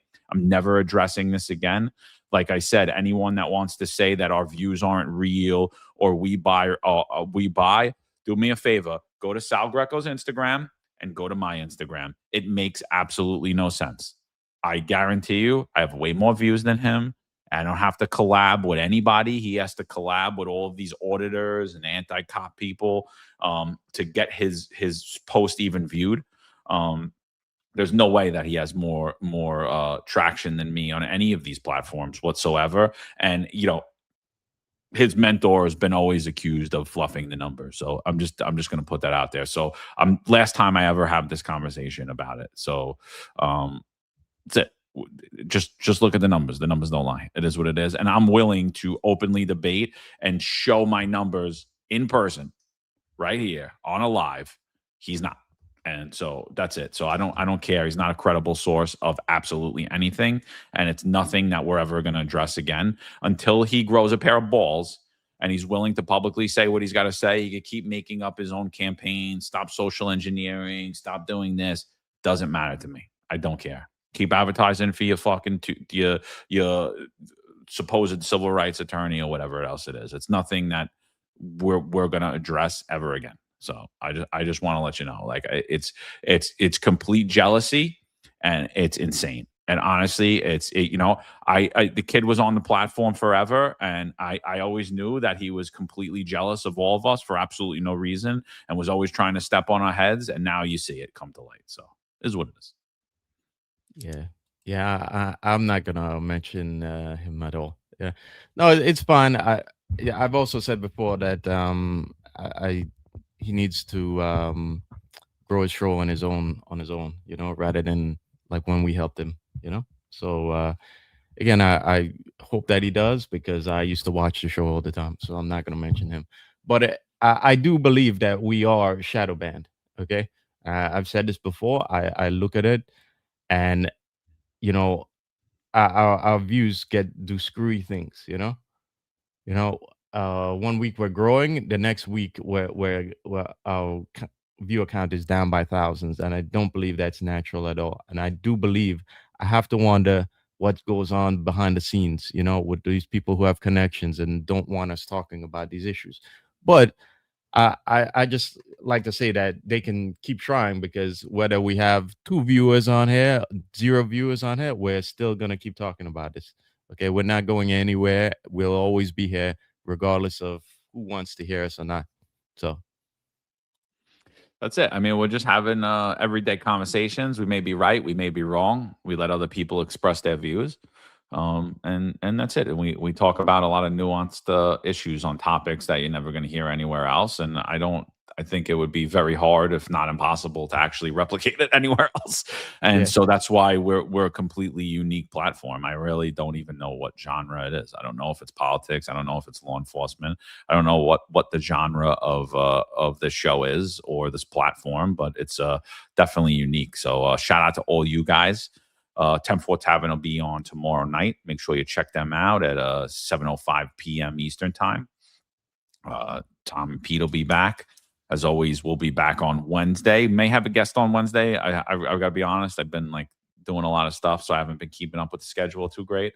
Or myself and Marlon might be back Wednesday, and then that will be followed by the executive perspective. But for those of you that just tuning in, please do us a favor, like, share, subscribe, hit the notification bell, whatever platform you're in. And for those of you that watch this later on, like I said, if you want to ever join us in the live chat on YouTube is a lot more lively than it is anywhere else. So if you're listening on X, if you're on Instagram, for those of you on Instagram, like, I can't even see your comments. So if you comment on Instagram, we can't see them. In the live chat in YouTube, we usually have over 250 people in there at any given time. And that chat, it's more lively. Like, if you want to interact more with the audience, X, we get a lot of users too. That's not chat, isn't really as lively as the YouTube one. So, we always ask people to come over to our YouTube. But we appreciate you here, whether you agree with us or you don't. Really don't care. Trolls gets tiring, not gonna lie. Sometimes I get worn down and I give in a little bit, but doing 3-hour shows, it gets to you, So but I appreciate the people that are here in whether that are here as themselves for real critique or support. Doesn't matter to me, as long as you're a real person and it's coming from your heart and not from some other place, So all right, let's get to the super chats. Yeah, wait, before you go, one last thing on this topic. I see you in there, Hunter, and yes, I was in that chat a while ago. Okay, again, we all have the same. If we have the same mission here, okay, which we used to, I don't know now, but the mission is to prevent the NYPD from going into ruin. Okay, and again, I want them to do well, but I want them to have a honest show and not a agenda driven. And I want it to be like how it used to be. Okay. So we don't wish ill will on anybody. Okay. We just want the truth to take center stage in both cases. Okay. So Yeah, absolutely. I just get fed up after a while of the constant trying, the constant lies and the constant scheming. Like, it's disgusting to me. And it's so obvious, and the cowardice of it all, dude. You know what I mean? Like, that's just really the end of the day. When I got a problem with somebody, I say it, and that's it. And I'm willing to debate them in person, privately, publicly, and that's the difference between this platform and a lot of other platforms. And that's the difference between myself and some other guy who pretends to be a fucking tough guy. Like, so that's and a lot of other guys out there in the media that pretend to be tough guys. You know, I don't hit the block button, you know. So there it is. All right, let's go to the super chats. Detective Nolan, let's see what he's got. Okay, folks, I'm heading over to Eric George Jefferson Slander Show using a new handle. Try and guess who I am. Lol. See, we don't do that, bro. We Nolan, I let you go, bro. Even though it's annoying as hell watching your comments, we let it go. You know, we don't block it. It is what it is. Anthony says, keep keeping us informed. Thank you, brother. We appreciate you. Nolan, Marlon, and John ready to cover for Eric. Standing by. Illustrate Life, 1776. Please look up Red Rabbits from the Democratic Socialists of America. It's a slogan from a movie, Watership Down. Why aren't these people being tried for treason? They openly want to overthrow the U.S. government. Look, I think, you know, there's a lot going on. I did want to speak about the school that on the Upper West Side that's having these affluent kids. It's having these affluent kids act out being shot by the police. I'll probably do a video about that a little later on today. We'll definitely discuss that in a later show, as well as the topic of the Red Rabbits. But there's a lot of things that are happening that are blatant crimes other than just use of First Amendment that aren't being prosecuted. And if we're not gonna prosecute actual crimes, do you really expect anyone to go after people's narratives or use of words? I don't, and I don't even know that I necessarily want it. I want people, when they commit actual crimes, if they make actual threats, for them to be arrested and prosecuted. And currently, what we just showed you is there's $13 billion that are completely unaccounted for, and nobody's going to do anything about it except ensure that the $13 billion keeps getting spent. Right. So, anything on the Red Rabbits Mall?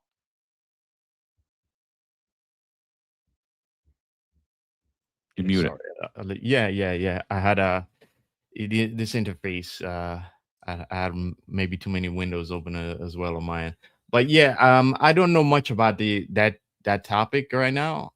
We'll have to do a longer discussion about it on one of the other shows. But you know, just to talk about the corruption in society, I don't think any of that is a coincidence.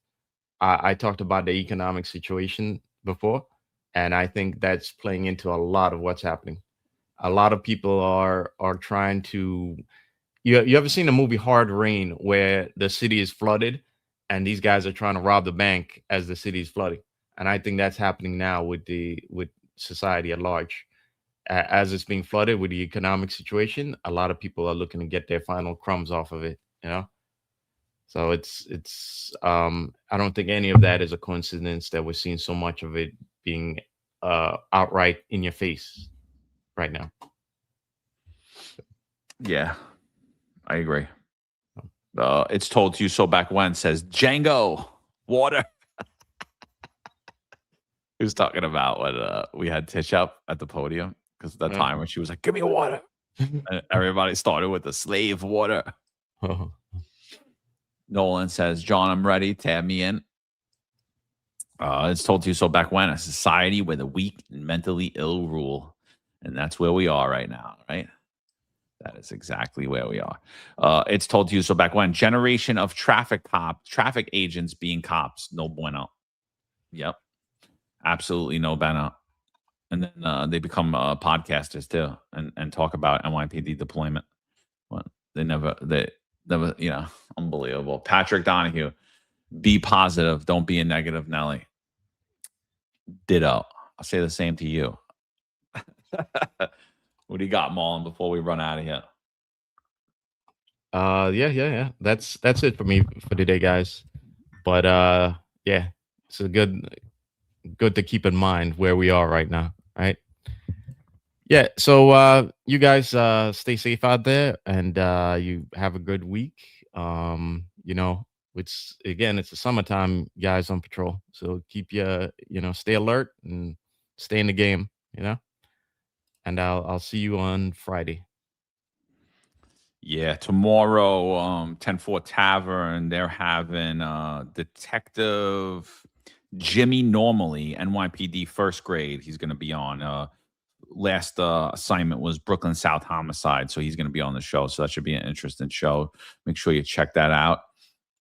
And yeah, I think we got an interesting week ahead. I got a lot of stuff this week that we're going to get to. I'm going to try to see if I could get over to Brian's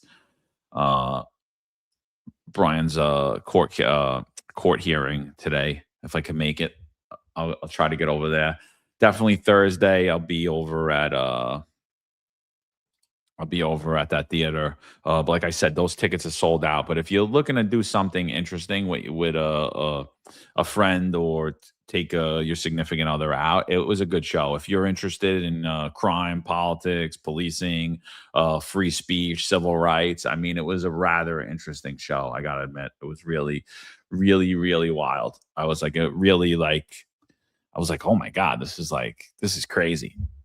So make sure you check that out. The People versus Lenny Bruce, really, really, really great show. I loved it. I was like, and I, my one of my daughters does drama, so I've been seeing more theater shows and like more off Broadway type things. So I thought it was really good, dude. I was really into it. I'm really looking forward to hearing Randy Jurgensen, that attorney, and Chief Osgood speak at that the question and answer portion. But show's running, I think, only until the end of the month, and then it goes out. It may pop up again on Broadway because it has been doing really well. It's gotten a lot of great reviews, and rightfully so. And I'm a big fan of it. So Yeah, it should be interesting.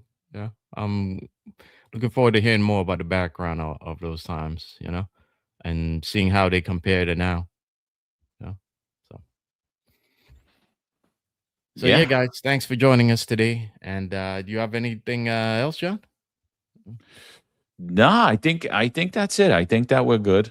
We appreciate everybody for weighing in. We always appreciate all the super chats, and that's why we read them. And Nolan, we appreciate the super chats, but again, nobody cares about any of the thing that you're talking about, dude. So it's like it's not anything I want to cover on. We're covering on what's happening in the news.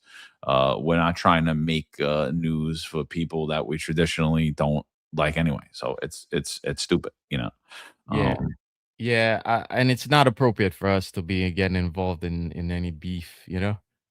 We appreciate you, brother, but we don't want to get involved in any spats between you and Steven. I think this ain't the right venue for that. So yeah, no, it has nothing to do with us. You guys handle that on your own platforms. It has nothing to do with us. And the other guys, I don't consider them credible. I think they're a bunch of cowards, and they're afraid to walk around the streets in New York City. They're afraid to openly debate, and it's not even worth mentioning. You know what I mean? It's like it's honestly beneath us at this point to even bring it up and talk about it. But I know it just keeps coming up in the chat, and sometimes it hooks me because I see it so much. But I honestly, I want to just get away from that whole time period and all that, because it's nonsense. Other than smacking them around on social media here and there, I don't think they deserve to be spoken of because they're cowards. E26 says, when am I going to Joyce's Tavern? I'll tell you, I haven't even been to my favorite tavern, which is Lee's Tavern, yet. So I got to make a stop there. I don't know, man. Like I said, I don't really drink, so I don't go to taverns so much. Joyce got good food, but I love the clam pie from Lee's. All right. If you're gonna if I'm gonna stop at Old Man Bar, I'm going to Lee's Tavern. And I did pick up, I don't know if I told you this, Marlon, but I bought a shitload of the New York Nick Posts, the Nick York Post, excuse me. I bought a ton of them. I have like 100 of them. I'm gonna bring them back to Florida, so I'm bringing contraband back to Florida for all the Knicks fans out there. Yeah. Yeah. Cargo Cafe, baby. Yeah, you should bring some 3D printers up next time you come, John. Yeah, you can make some money off of that too. Some 3D printers, since they're contraband in New York now. Oh yeah, bring them back down. So you can bring that up and then I bring the papers something back down down on my way out, and bring something up on my. Yeah. I'll bring something up. Yeah. It's Yeah. So. But yeah, funny stuff. And I definitely want to. More importantly than all of this, I have to hit Atlantic City at least once. Because They're still in Atlantic City. You mean the So- block? That strip in South Jersey. Yeah. Well, I just go to the Borgata to the poker room. That's really it. That's really probably all the it only one left there, to be honest with you, right? Yeah. Yeah, but I always make a trip every time I come. Well, not every time I come, but when I'm here for a while, I do. When I'm here for a few weeks. Yeah. All right, peoples. All right, let's hit it up. Pat Donahue is still talking about the Cargo Cafe. Wow. I do want to hit a couple of steakhouses that I haven't had a chance to hit, but I don't know, dude. I'm getting fat. I gotta hit the gym. I'm no gym. I'm only doing push-ups. I have a couple of weights with me, like smaller weights. I haven't been running, so I'm like already starting to fill out all my clothes. So, Joe Roscoe, John, you like pancakes? No, I don't. I like cookies too much, so I try to stay away from them. So, all right, peoples. All right. Anything else, Marlon? Anything else that we missed that's going on this week? I can't think. I know there's stuff, but I just can't think of it. There's a couple of events, and I can't think off the top of my head. I said the Brian thing. I talked about the play. Yeah, as far as I know. It's definitely something. Yeah. Joe Roscoe says Gilchrist and AC for breakfast. Johnny cakes. Yeah. All right, peoples. All right, hit me up. Anybody's around, maybe we'll try to meet up one day. I'm going to try to meet up with Pat, too. So he wants to measure the height. He wants to take a photo. So I'll bring my step stool. So. All right, brother. Yeah. All right, guys. We'll see you guys on anyone coming up so far for Wednesday? I got a bunch of people that want to come on. I just didn't schedule anybody because I've been slacking. Okay. All right. All right, guys. Stay tuned. We'll let you know. But Yeah. we'll see you then. Yeah. All right. Finest Unfiltered. There's a handful of retired officers that don't live in the state that have a lot to say about the dream team, as I like to call it. All of a sudden, they retire and have a master plan on how to fight crime, but nothing to contribute when they were here. They want to come back and be part of the dream team. What can I say?